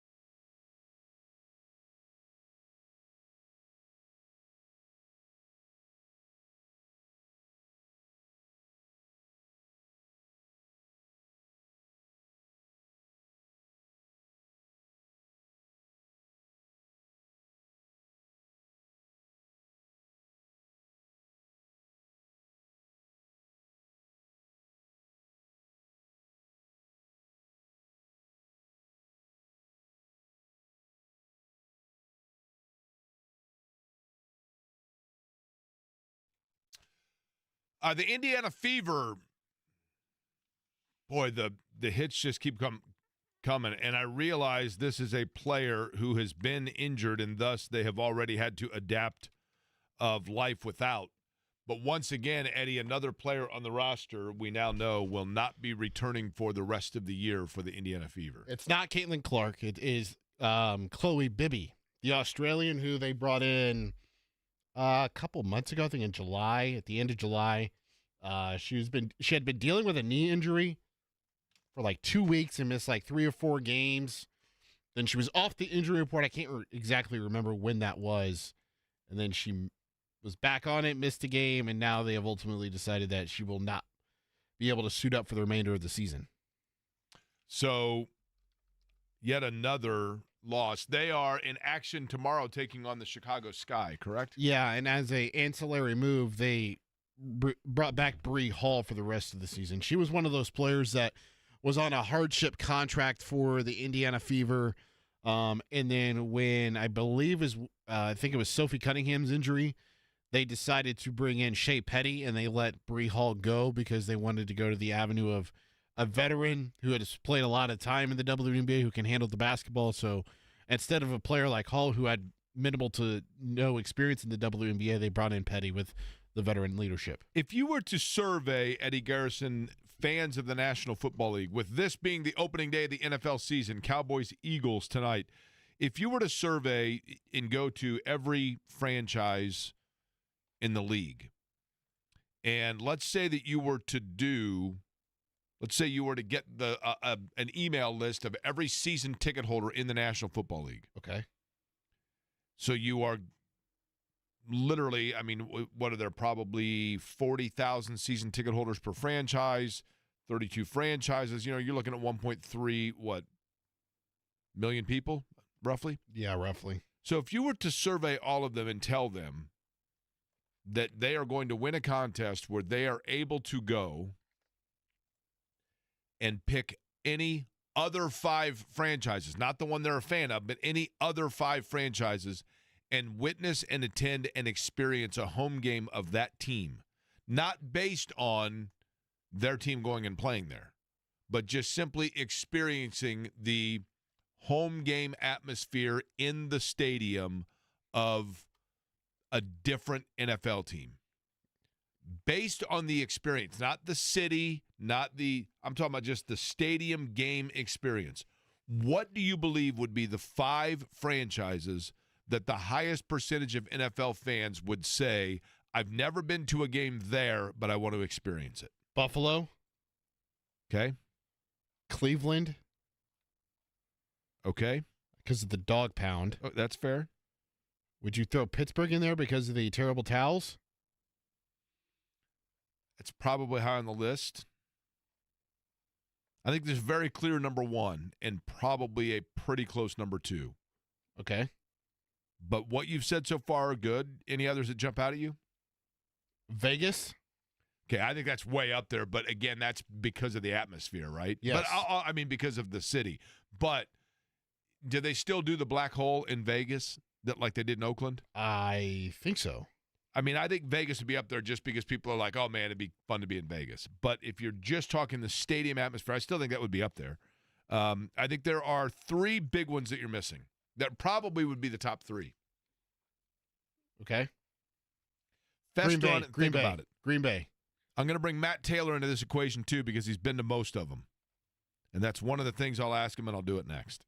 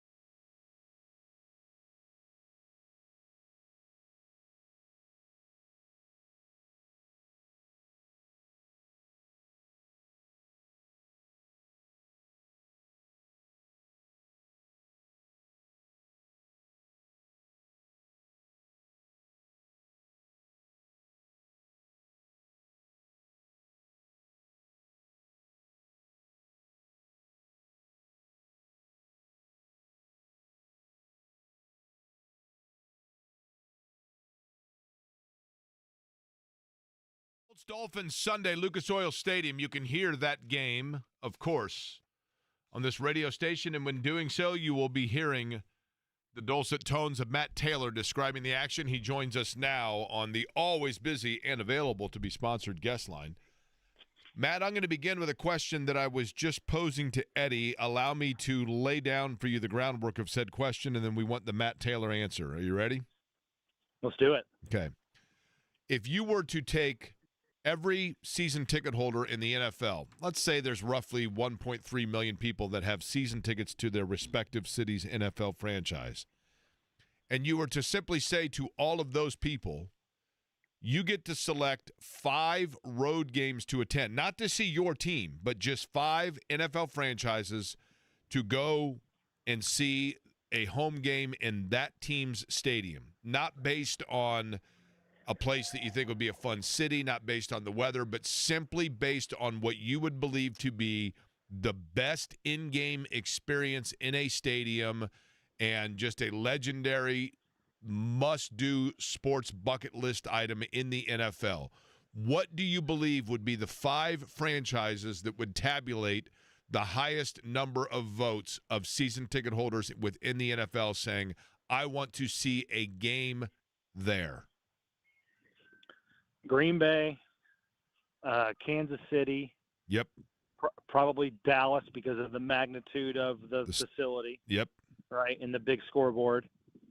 So that's 3, right? I think 5? that's undoubtedly the big 3, right? I think that's almost undoubtedly the big 3. And then I think you're going to have people that are. I know you're asking people not to do this, but I think inevitably people will. They'll just pick weather, so they'll pick Tampa Bay or Miami or Arizona or LA. Yeah, I think LA would be up there because that kind of has same level of venue intrigue, does it not? Yeah, it does. Yeah, and selfishly, I'm excited to go there. We go there twice this year in a span of like 6 weeks, so I'm excited to kind of cross that one off my bucket list. I would put Soldier Field up there, but I've never been there. I swear. I've been doing this now for 14 years, and I've never been to Soldier Field. Here's what's interesting about Soldier Field. I've not been to a football game there, but I've been to the venue. I saw Guns N' Roses at Soldier Field a couple years ago. And one of the things, this sounds ridiculous, one of the things I noticed, you don't realize with super old stadiums until you go to them. This is true of Wrigley. It's certainly true of Fenway. You realize that 100 years ago, every American was 5'9" and 135 pounds. Yeah. You know what I mean? Like the walkways the concourses are narrow. The seats, obviously, they've changed them to an extent, but if you're in some of the original seated areas, you're like, holy cow. I mean, it's amazing. You know, it is not, it's different. Now, you've been to Los Angeles, the city, correct? Oh, yeah. I mean, I love L.A., and the weather's fabulous. But, yeah, I think Green Bay, Kansas City, and Dallas would be probably almost undoubtedly the top 3 in that. Okay. Matt, I tossed in Buffalo because of Bills Mafia. Buffalo's there, too, I think, yeah. Yeah, but Buffalo, I mean, I like the stadium, but there's not as much, like, history in Buffalo. There's charm in Buffalo, but Lambeau's Lambeau. You know what I mean? Like Lambeau. But I think, Matt, that Buffalo has a little bit of the same intrigue that Green Bay has in the fact that it just represents tough as nails, blue collar football. You know what I mean? Just the fans are just. There's just something about. When you watch a game in Buffalo, you think to yourself, that's a fan base with a dedication that goes to depths I can't grasp. You know what I mean? Without a doubt. I mean, and when you're in Buffalo, I mean, to your point, you can't escape the Bills. There's Bill stuff everywhere. Every bar, every restaurant is just decked out in Bills, and every person at the bar, every person at the table is probably having some sort of conversation about either the current team or nostalgia or, Bills of yesteryear.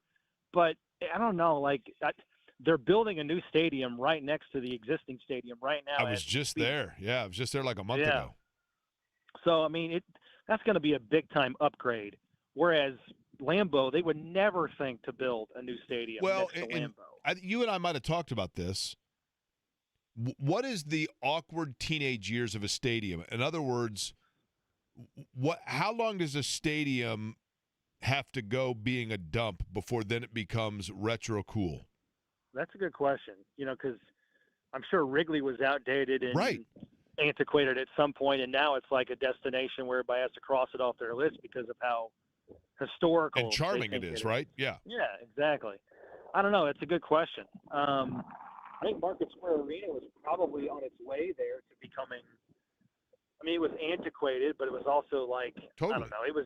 It was our place. You know what I mean? Like it was our small arena. It kind of represented the city, but at the same time, like there was no place to build suites. There was no place for modern amenities and scoreboards and things like that. So it had to go, but it was on its way to becoming classic. Matt, what's fascinating? I think about this a lot with Market Square, and then I want to get to the Colts-Dolphins game, obviously, coming up on Sunday, but I think about this a lot with Market Square. And I've mentioned it a few times, but we don't think about this. But if you think about the fact that Market Square Arena was an elevated arena that had Market Street running just below it, 4 stories above it, but literally you could drive underneath it. I mean, I think the road was closed during games, but the bottom line being you could get directly underneath it. When you think about the world, and I don't mean this to be trivial, but after particularly 9/11 and then I guess Oklahoma City, even though when you think about those aspects of the world that we live in today, there's no way they would have been able to have live events there anymore, right? Man, I never even thought about that. I know that's a really dark thing, but I was like, gosh, you know what? Like, it's amazing to think that you had immediate access directly underneath it with 18,000 people above you. Yeah. No, but to your point, though, I mean, I remember going to games as a kid and parking around the block and walking, to that door right at Market Square or Market Street. Yeah, going up the steps. Going up the steps, going up the stairs. And I could just, I don't know, just things about your childhood. You can appreciate this. Like, I remember you opened up the door that led into the concourse at Market Square Arena. And I think if I stop and close my eyes and think real hard, I can still smell it. Oh, you know what I mean? Like no question. The stickiness of the concourse. 40% of that smell. 40% of that smell was Kent cigarettes, right? Yeah, that was definitely baked into the walls for sure. Yeah. It's just, I mean, I used to beg my dad. My dad, he worked in an office where he would get Pacer tickets thrown his direction a couple times a year, and then obviously the better they got, the harder it was to get tickets and freebies. But I mean, when we did, I just felt like you were on top of the world. And totally.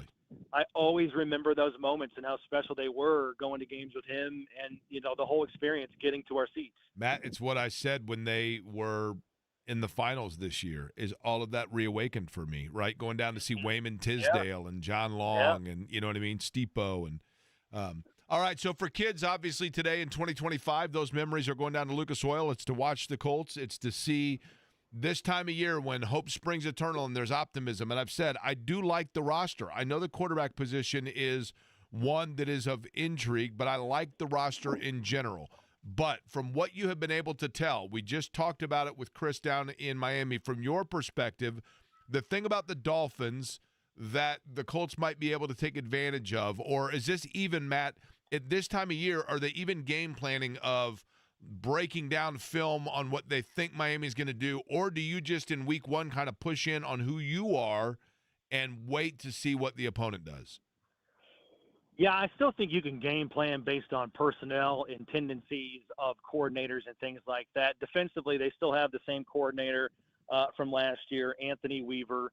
And, this was a top 10 defense last year across the board. And front seven-wise, it's still pretty good. And they still have a lot of the core guys that were really, really stingy in 2024. But the back end is completely different, and I think you can exploit it. I mean, guys like Minkah Fitzpatrick is back, and so, I think he's one of my favorite safeties in the league, but he's only been there for about a month. He was traded from Pittsburgh right before training camp started. But, I mean, the other names, Rasul Douglas and Afadi Melifonwu, and you're going to love this guy from Louisville, Storm Duck. Remember him coming out of college? How did he not go to Oregon? That's what I was saying. I mean, completely marketing dropped the ball right there. But I think defensively, the Colts can get some things done, I think, personnel-wise against that secondary. Now, obviously, way easier said than done, but at least on paper, that is going to be the weakness of that defense, whereas being able to stop the run and putting pressure on Daniel Jones, at least initially, is their strength. But I think if guys on the outside can win their one-on-one matchups, and Pittman and Downs and certainly Pierce to get some of those big plays that you have to expedite scoring, I think the secondary can be had in this game. But again, like you said, it's week one, not a ton of film on these guys playing together within this scheme and in this defense under Anthony Weaver. But I think it's exciting to think about, the yards after the catch and the screens and the over routes and exploiting the middle of the field that we've talked ad nauseum all off season about from Daniel Jones. That could be on display prevalent early on in week one. When you look, Matt, at Daniel Jones, and I do think that Daniel Jones is a better athlete than is given credit. I think that he has some wheels about him, but I don't know that you design plays for him in that area, right? I mean, he can extend plays. I don't know that you design running plays for him, but the offense that we became accustomed to under Anthony Richardson will be different than under Daniel Jones. How? I don't think that it will. I think the only difference is you may not, to your point, see as many design runs. With Richardson towards the end of last year, you got about 5 or 6 design runs depending on the matchup in the game. With Daniel Jones, you might see 1 or 2, but that's not to say that, he can't scramble out of the pocket and produce big time with his feet. I mean, Jonathan Taylor today talked about just that, about he tried to use the word deceptive, but I think it's inappropriate to talk about Daniel Jones's athleticism because it's not deceptive. It's pretty obvious how fast and fleet of foot this guy is. I mean, he's got the 6th most rushing yards among quarterbacks since 2019. He's averaging 5.6 yards per carry for his career, and he's actually got the Giants' all-time rushing record for a single season back in 2022 when he was over 700 yards for that season. But like I said, it's not a lot of design runs, just a couple. But I think that's important to display those to a certain degree because it will keep defensive ends honest in the read zone game. It will, keep those linebackers sucked up in the line of scrimmage just a hair. I mean, the NFL is all about timing and, milliseconds of angles to be able to get footballs into in the passing game. That's why play action is important for defenses to respect the running ability from Daniel Jones. So, yeah, I don't think you're going to see aesthetically a ton of difference between a Richardson-led team or a Jones-led team. Just think you're probably not going to call as many design runs as you would with Richardson, but that's not to say the Colts won't prioritize that with Daniel Jones. Matt, you ever seen the movie Bad Santa? With Billy Bob? Yeah. When I say this, it's probably going to offend you, but we've known each other a long time now. When I think of the kid in that movie, the kid in Bad Santa? Yeah. The look on that kid's face through the majority of that movie and just his overall stature, I kind of think of like 9-year-old Matt Taylor finding out that he can't go to the Pacer game as that kid wearing Tough Skins. Is that about right? Yeah. I mean, if I had a mirror at the time, Dad comes home and got shut out on tickets. That's probably what it looked like. I'm not saying that you were a portly kid because you're not now, but you're a bigger bone guy, right? You're a football stature. Were you a portly kid? No. I mean, I actually didn't really fill out until I got to college. I had a hard time keeping on weight, to be honest with you. So, really? I mean, yeah. I mean, I probably weighed under 220 pounds until I was a junior in college. Okay. Yeah. Fair enough. All right. Matt Taylor, by the way, the voice of the Colts, our guest. Colts and Dolphins coming up, Lucas Oil Stadium here in week number 1. It is a fun time of year because you look at it and you start kind of trying to figure out where the wins are going to come, what games are going to be tough. I just look at it, Matt, and I want your thought on this. I think these first 2 games are so important, not just because they're at home and you want to get off on a good start, but because they are 2 teams that I look at and say, if the Colts were to hit their ceiling this year, these are 2 teams that are going to be kind of hanging around their neighborhood the whole time. You agree with that? Couldn't agree with that more. I mean, you look at the AFC East with the Dolphins and their representation. Buffalo's won that division 5 years in a row. Here comes the Broncos in week 2. They're in the AFC West. The Chiefs have won that division, 9 years in a row. So they definitely have some, road blockages to winning their division historically.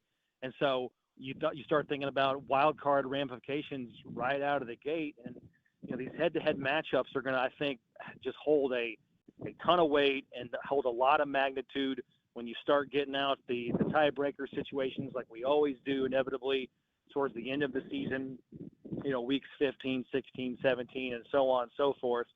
So it's really, really important for that. But I just think it's really, the whole Jim Irsay component for Sunday matters. The whole we haven't won a week 1 game since 2013, that matters. I mean, it doesn't, but it also does just because the fans know about it and the fans are jaded and the fans want to see results and trying to make the playoffs for the first time in 4 years. Why is this year going to be different? Why should we believe in Daniel Jones, right? We've had 11 different quarterbacks start a game since 2019. Why is this going to be different? Why is Daniel Jones going to, produce big-time results? Like, I totally understand all of that. And so just from a marketing angle and from, a team locker room angle that's tired of hearing about all those things can all go away just by winning, just by putting your best foot forward. And all of those things, it's like a big domino effect. If you win, all of those things just sort of take care of themselves and naturally just go away, and people start to pay attention more, and people start to believe a little bit more and buy into, the plan here. So it's a results-driven league. It's put up or shut up time, and that's why I'm excited about Sundays because, since March when there was a quarterback battle announced between Anthony Richardson and Daniel Jones, and we were going to kind of reset things in terms of consistency and all of that stuff. It's just been talk. It's been conjecture. Things have progressed a little bit, obviously, during training camp and the preseason, but we talked about this last week. You simply do not know until you start playing regular season games.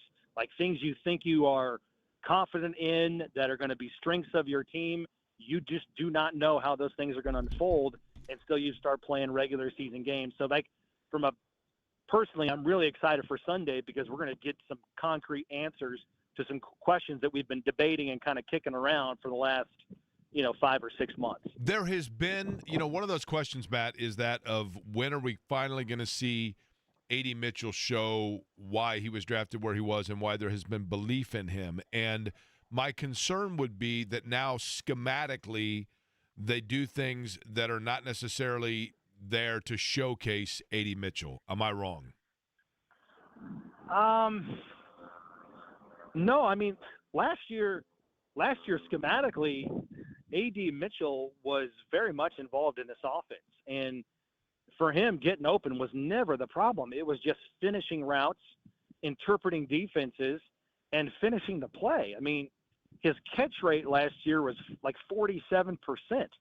That was one of the worst catch rates in the league. I think it was based on the requirements that you have to meet to qualify for that measurement. So his playmaking ability's never been the question. It's just him trying to mature and grow and finish those plays that, he's doing a nice job of setting himself up for success by his athleticism, his speed, his route running ability. He just got to finish them off. So, I mean, to say that A.D. Mitchell is not a emphasis to draw up going into the season, I don't Well, think do they have see that at all? Because I think of him as a behind the defense guy. Maybe he is a little bit more like a quick down and out guy, but I think of him as more like the deep ball home run threat, like an Alec Pierce is. Sure. And that's what I mean is, does Daniel Jones, will they set those kinds of plays for Daniel Jones to take advantage of that? Yeah, good point. And I think they have to.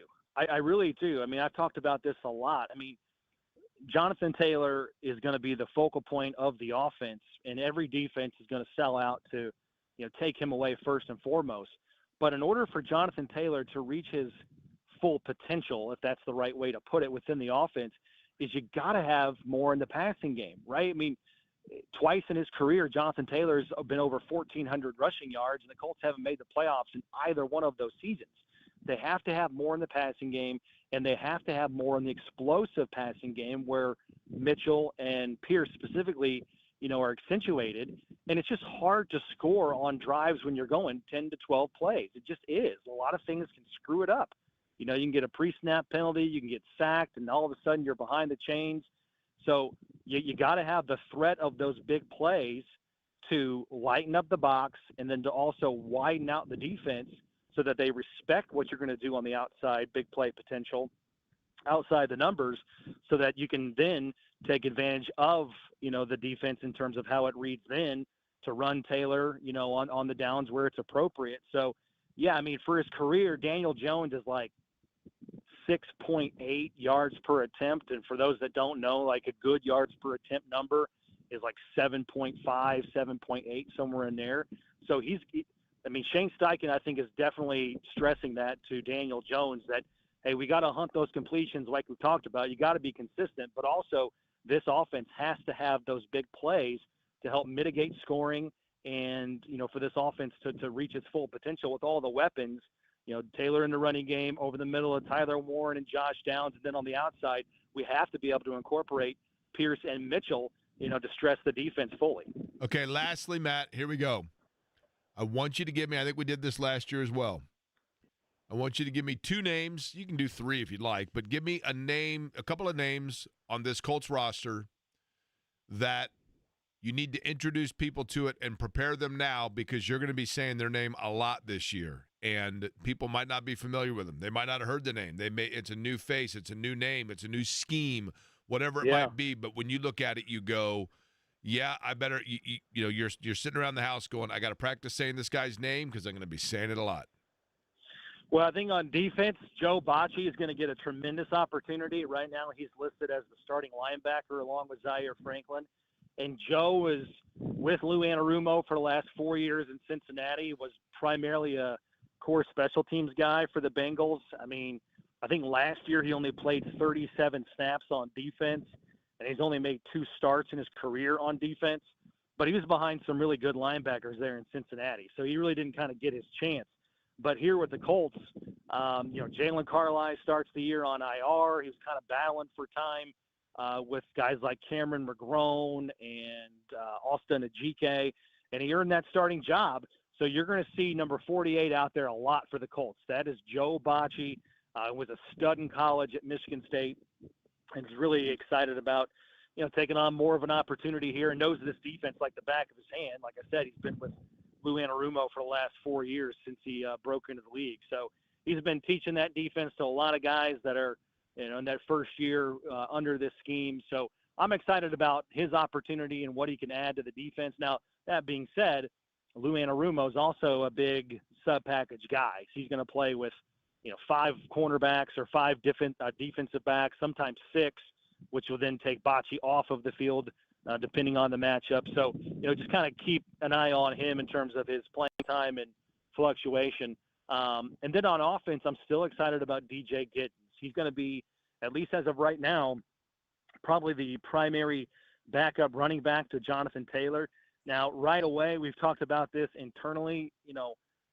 He's a rookie, and Sunday's going to be his first taste of the NFL in the regular season. I would suspect, just a hunch, or make the assumption that, right away he's probably not in store for 10 to 12 carries. That's asking a lot right out of the gate. I think the Colts are trying to kind of feel him out. But, in college, he was a 1,300-yard rusher in each of the last 2 years in the Big 12 at Kansas State. Big yards per carry guy. He can catch the ball out of the backfield, really deceptive, out of the backfield catching the ball too. So he's going to be a big-time playmaker, and I think he's going to take on a bigger role as the season goes on. But it's kind of up in the air what we see out of him on Sunday, just because he's going to be doing it for the first time, and there's a lot of trust that kind of goes into that.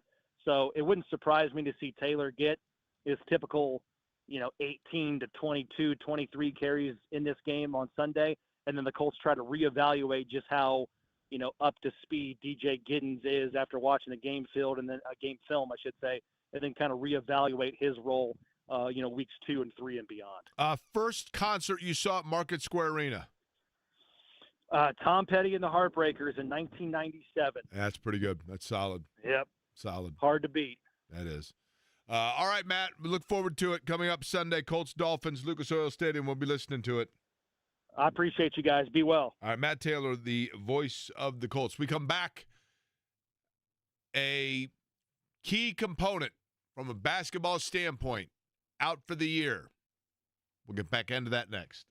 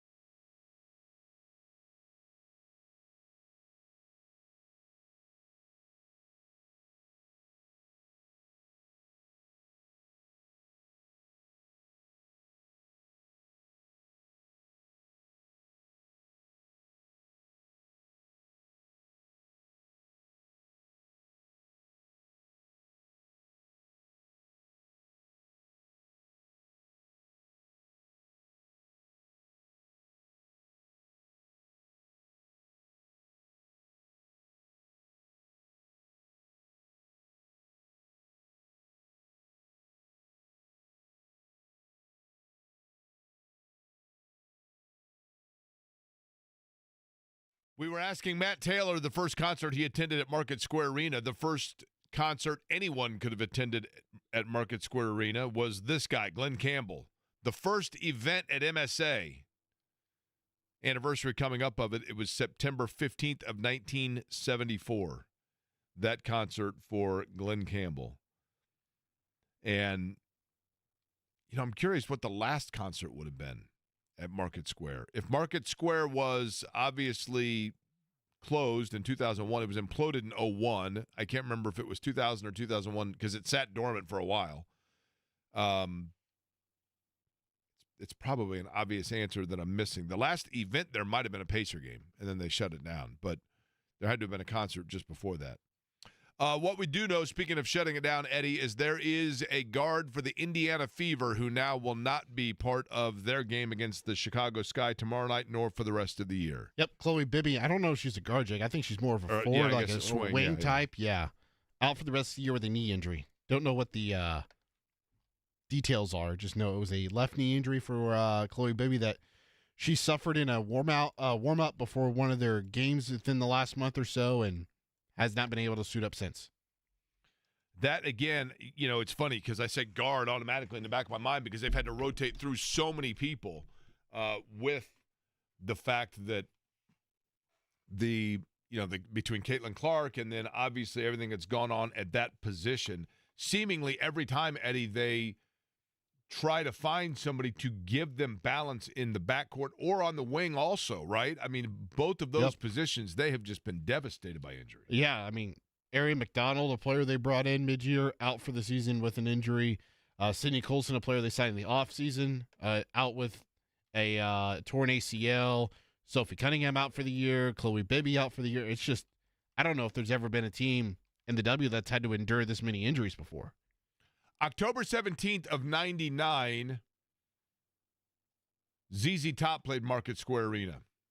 Thank you to Laura Steele. Would that have been the last concert at Market Square? I'm trying to think of when the last event that last Pacer game took place. I'm pretty sure that was in the 2000 season. But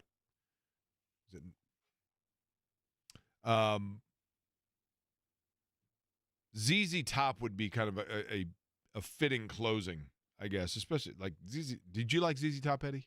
Yeah, I like ZZ Top. The rumor always was that ZZ Top was named after Zigzag Papers and Top Rolling Papers, but I think they've disputed that, right? I don't know what they were named after or how they came about of the name ZZ Top. I like the fact that supposedly it's because of Zigzag Papers and Top Papers. Are you familiar with either Zigzag Papers or Top Papers, Eddie? No. Okay. Are you not? You've never heard of Zigzag Papers or Top Papers? No. Okay. I guess now this is the vape era, although I'm not saying that that's an area of your expertise regardless. Eagles, Cowboys tonight, NFL season getting underway. Jake, are we making our Super Bowl predictions? Because I forget, who do we have? Did we ask Stephen Holder about that earlier this week? We've gone with our three teams. We asked somebody a Super Bowl prediction, and I forget who it was. What teams are perceived to be the front runner here? Who is the odds-on Vegas favorite? I believe it's Baltimore, Buffalo, Kansas City, like in that, or is it Kansas City, Baltimore, Buffalo? Is that the top three? I know I believe Baltimore's the favorite. Really? Yeah. Okay. That's hard to argue. I mean, they're very, very good. It is Baltimore, Philadelphia, Buffalo, according to the sports book I'm looking at, and then Kansas City. How do you rule out Kansas City? How do you sleep on Kansas City? I mean, I'm not going to say rule them out, but how do you turn your back on Kansas City? Haven't we done this before? You know what I mean? I'm going to go with one of the two. If you got to pick, you can't just go with favorites in both, right? Detroit 5th, Green Bay 6th. Yeah, do you really believe in Green Bay? They're the youngest roster in the NFL. No, I get that, but like, do you really believe in Green Bay though? It's the Micah Parsons effect. What about Cincinnati? I mean, if Cincinnati's Yeah. healthy, don't they have to be? You know what I mean? I mean, if they can just get average play defensively, Jake, like they were so bad last year, and they didn't do anything to get better. It's largely the same guys. It's just a different system without Golden. I think you got to look. Okay, now, but there's always a surprise team, right? There's always one of the two teams like Cincinnati the year they went where it's just like, wow, they got hot at the right time and out of nowhere, right? What about the Rams? I was just thinking the Rams, but there's a lot of question mark at quarterback there, right? Who did we determine yesterday as their backup behind Stafford? Because Stafford, Jimmy Garoppolo? that's right. I mean, I don't know if that overly excites you. I'll go. Okay, what about Washington? Is that too trendy to say that they're going to take a big step here? Like everybody last year was all in on Detroit, right? Last year it was Lions. Everybody was like, oh, the Lions this year. Big step for the Lions. Commanders and Rams are 8th. I guess I should say Commanders, Rams, Bengals, all 8th with odds. And then you get into the Broncos, Vikings, Texans, Buccaneers, Chargers, Bears. Where are the Lions? They are 5th best, plus 1,100. I mean, you worry about. Okay, here's the other thing to consider. Who is going to be the best team in the NFC South? Tampa or Atlanta, correct? I would say Tampa. Okay. Do you put Tampa as better odds than Green Bay and Detroit only because Tampa has a higher percentage of being a divisional winner that gets home field for a game or two versus either Detroit or Green Bay is going to have to be a wild card? So do you play the safer odds and go with Tampa? I'm not saying I'm a believer in Tampa, but just by default and the way it stacks itself and what that means for them. I mean, a lot of people think San Fran. What are the Niners? What are the Niners odds? What are they showing? They are plus 1,800. They're That's- before Washington and after Green Bay. You know what? That seems a little rich, though, honestly. A lot of people think San Fran's overrated and that they're going to come back down to earth. What the hell? I'll say San Fran. Okay. San Fran in the NFC, and I'll go with.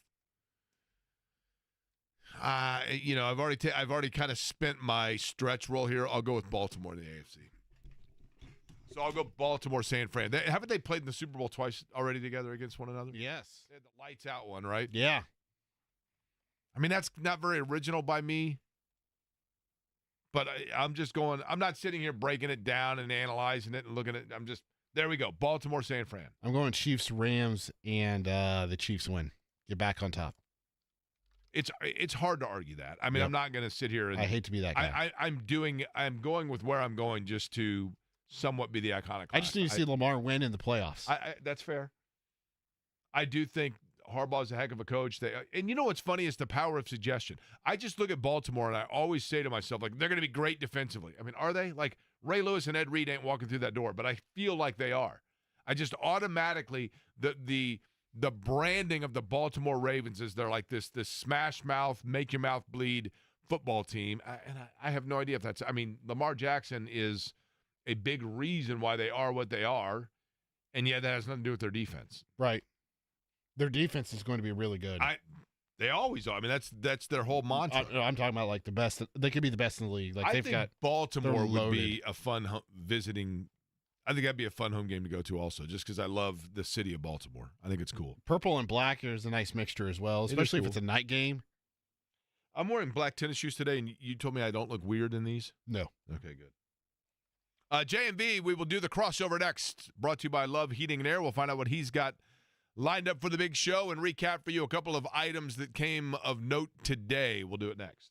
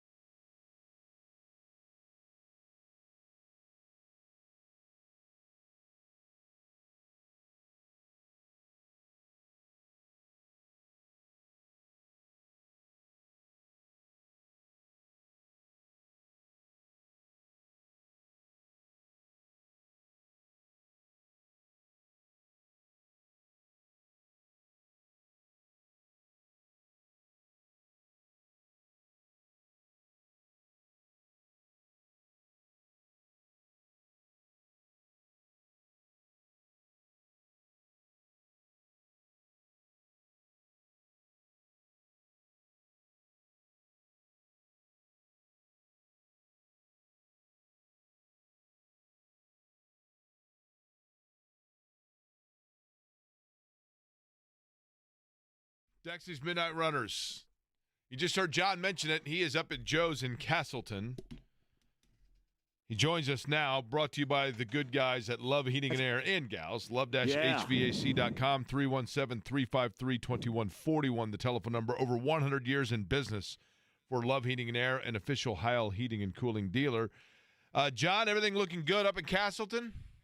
We are looking phenomenal up here in Castleton, Jake. Wish you were here.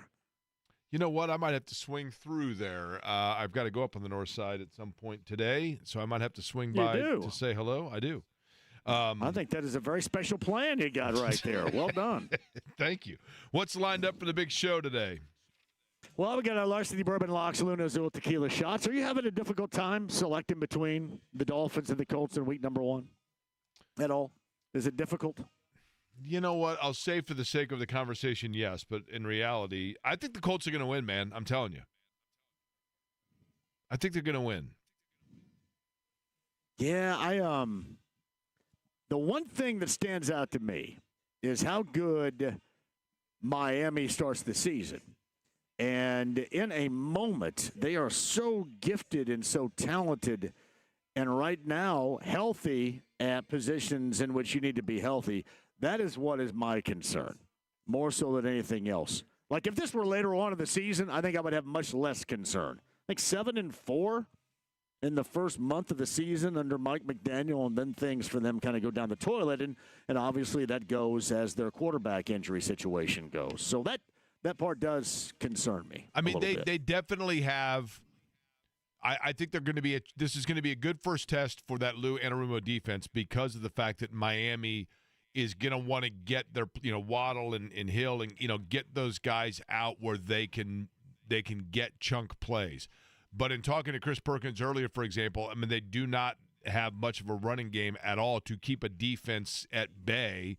So maybe that means Indianapolis is able to kind of corral things a little bit or keep that inside a box. But that to me is going to be interesting. But I don't know. For whatever reason, I think I like this roster, and I feel like I know it's been 11 years since they have won an opening game, but I think they do it Sunday. Well, they need to. There's no doubt about it, because if we select them on Sunday and they don't win, there's zero way we're selecting them, right, against Denver. Correct. With this schedule, I would agree with that. You got to start out at least 2-1, don't you, with this particular schedule? I mean, you really ideally like to see them start out 3-0, but at least 2-1, or isn't that a mess to start the season? You would think they've got to win in Tennessee, right? I mean, my gosh, like the Titans, you drive past, as I just did, I think it's still Nissan Stadium, but you drive past the Titan Stadium, and the new one being developed is right next door to it. So you see all this construction and building, and it's like, well, is that not the most appropriate thing for a franchise right now? Because that's what the Titans are, is they're just completely rebuilding, and so you got to get that one. At the very least, you got to get one of those. And then I think if you get one of the first two, you're at least 2-1, you're keeping yourself in play. That's the way I look at it. No doubt. I view that the same way. So what else has been going on today? I've missed a little bit of it, but I'm assuming you guys were all over the place today with stuff. We were. We talked, obviously, about that. We discussed if you could go on the road to see any team at home in the NFL, where would you want to go? We had Will Power on the show, which was interesting because he talked about the departure with Team Penske and when he knew that was going to be a possibility, and flying up to Detroit and meeting with Roger Penske about it. That was interesting. And then we obviously previewed a lot of the Colts and Dolphins. So, yeah, we've had a lot going on, and certainly look forward to what you've got going between now and 6. Who else is joining the program? Andrew Catalan of CBS. He is the unofficial national voice of the Colts, Andrew Catalan. So that broadcast team has it on Sunday. He joins us today. Mike Chappell coming up at the 5 o'clock hour. A lot of the latest, too. The celebration, if you will, of the life of owner Jim Irsay. Certainly, I don't know if you'd call it, I guess it's a celebration, an honoring. What they're going to do coming up on Sunday, too, is a pretty big deal. I'm sure we'll talk to Mike about that because of his history around here with Jim Irsay and with this Colts team. So, yeah, a lot to really get after. It's just so much, Jake, of an unknown. And I know that it's like around the NFL, it's the same way. But with this particular game, I mean, it could go either way. Could be well or go haywire right. for either one of these teams at Totally the beginning agree. of the year here. Totally agree. Yeah. All right, last thing, John. First Yes. concert you ever saw at Market Square was what? Quiet Riot in Nazareth. Hell with yes. Nazareth opening up for Quiet Riot. Do you know it's that the first time I've ever smelled weed, too. Do you know the lead singer of Quiet Riot, who's no longer with us? The lead singer Yes. of Quiet Riot is the brother of the plastic surgeon doctor that has a reality show. Kevin Dubrow There you go. was his name, right? And he is no longer with us. Yeah, do you remember any other song besides Come On, Feel the Noise that was spelled in a very unique, original, and very exciting for a 13-year-old way, if you remember? Hold on. They had, what was their, hold on. Bang Your Head, wasn't that them? Metal Health, Bang Your Head, Yeah. title track of that album. That was a good album.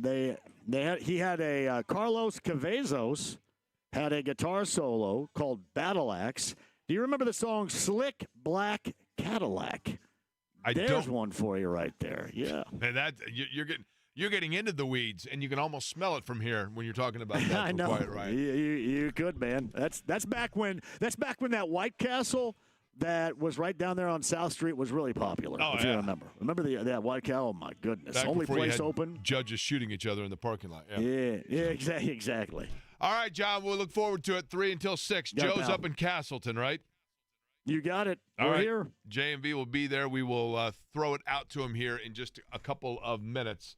But when we put a tie on all of it, first off, Eddie, somebody had asked me if the Will Power interview will be available later. We asked that you wait until 6 to listen to it after the show, but will that be up on the podcast form? It is currently up on the podcast page if you have interest in going back and listening to it. Yes. I thought he made an interesting point, or I would say confession. That's the wrong way. But when he mentioned that Roger Penske asked him to fly up to Denver, he flew up to Denver to meet with Roger Penske. That would be a very intimidating, I would think, like meeting. Like you go in and you say, look, I want to be more than 1 year, and basically Penske says, well, you're right. We were only going to offer you a 1-year contract, and you're like, okay, and Roger saying, it sounds to me like you've already made up your mind that you're going elsewhere. Well, I have. Okay, well, and I think it was an amicable breakup between the two. Now, what's interesting is Power, technically speaking, is still a Penske employee until the end of the calendar year. So he does not technically become an Andretti employee until January. And then, now does that mean that he can't go in the shop, talk to the guys? I don't think that. Does he pick his strategist, or does Andretti do that? Andretti Global. And Andretti likely would, and I'm guessing it'll be Brian Herta, because that's who. Well, I shouldn't say that because I got to think of who the strategist was for Colton. Because it was not Brian Herta anymore. Correct. They moved Brian off of Colton's car. They put him onto, was it Erickson? Yeah, that is a very good. No, he was on with Kirkwood. Okay. So, and that's the other question is Erickson back? I mean, most say that yes, in fact, no question, he's going to be back. There's some conversation. It could be Dennis Hauger, but I think Hauger could end up now at Coin Racing. What's the night look like for you tonight, Eddie? Obviously, you're going to be watching the game, right? Yep. I'm going to do some prep for our show tomorrow. That way we're all set. Yeah. I'll probably sit there, watch some NFL. I don't think I have anything else going on tonight. Maybe watch the Reds lose again if they're playing. If not, then good. That's a win for the Reds today. Watch the Reds lose again, he said. They've lost like 10 of the last 13. I know. Yeah, it's not fun, Jake. You know who's actually playing pretty well? The Mets, unfortunately. Don't look now. I'll tell you who actually is surprisingly decent Surprisingly decent. since the All-Star break. The San Francisco Giants? No. The Chicago White Sox. Competent. By White Sox standards, competent since the All-Star break. Colson Montgomery. That's right. Pride of Indiana, right? That's right. And we have definitively declared you are the winner in the baseball beer bet, right? There is no question about that at this point. I don't think that, you and listener chat are not coming back, so that spotted cow that you got me from Milwaukee is your payoff. Okay, fair. Yeah, because the Blue Jays have really played well for you. Oh, my gosh, yeah. I had no idea they were going to be, literally the best team in baseball. Do you think that I've not one but two Blue Jays hats, by the way. So Really? I'll jump on the bandwagon here. I've kind of followed them this year. Do you think though that they can close it out? I do not. Because there are teams that have these great years, and then the postseason comes, and it's over. You know what I mean? I do not. No offense to Toronto and no offense to the Reds, but the fact that the Blue Jays gave up 18 runs, 9 runs each of the last 2 games to Cincinnati, in large part because of their bullpen's a major red flag. Like, do the Brewers stay like this and become – because, the Brewers right now are the best team in the NL. AL? No, the Brewers are the best team in the NL. Oh, sorry. We're Yeah. talking about Blue Jays and you switched it up on me. Yeah, sorry. But the Brewers, for example, does anybody really think the Brewers are going to stay this way and go all the way to the World Series? Or don't you think the Dodgers or the Phillies, either one, get them in a series? I think the Phillies would get them. Yeah, I mean, because they have the experience, and there's just a way in postseason baseball that you have to play, and I think Philly's got it. Milwaukee, I don't know if you can continue to rely on just contact to win you games in the postseason, just because that's their game. They don't hit home runs, they go for contact, and they move you station to station, base to base. Play excellent defense. They have some solid starting pitching, but it's not great, and they have a superb bullpen. I think, by the way, watch, Detroit's going to win the AL. I know they've hit skid marks, but they started out the year so good, and then they've just found. I think they've been the most consistent wire to wire. Cubs are in an interesting spot too. My parents would love to see the Cubs get it done. Trust me. All right, John is up next. Joe's up in Castleton. We will be back with you tomorrow at noon. Again, Will Power up, Chris Perkins as well, Matt Taylor. Thanks for joining us today, and I thank you for listening to Query & Company.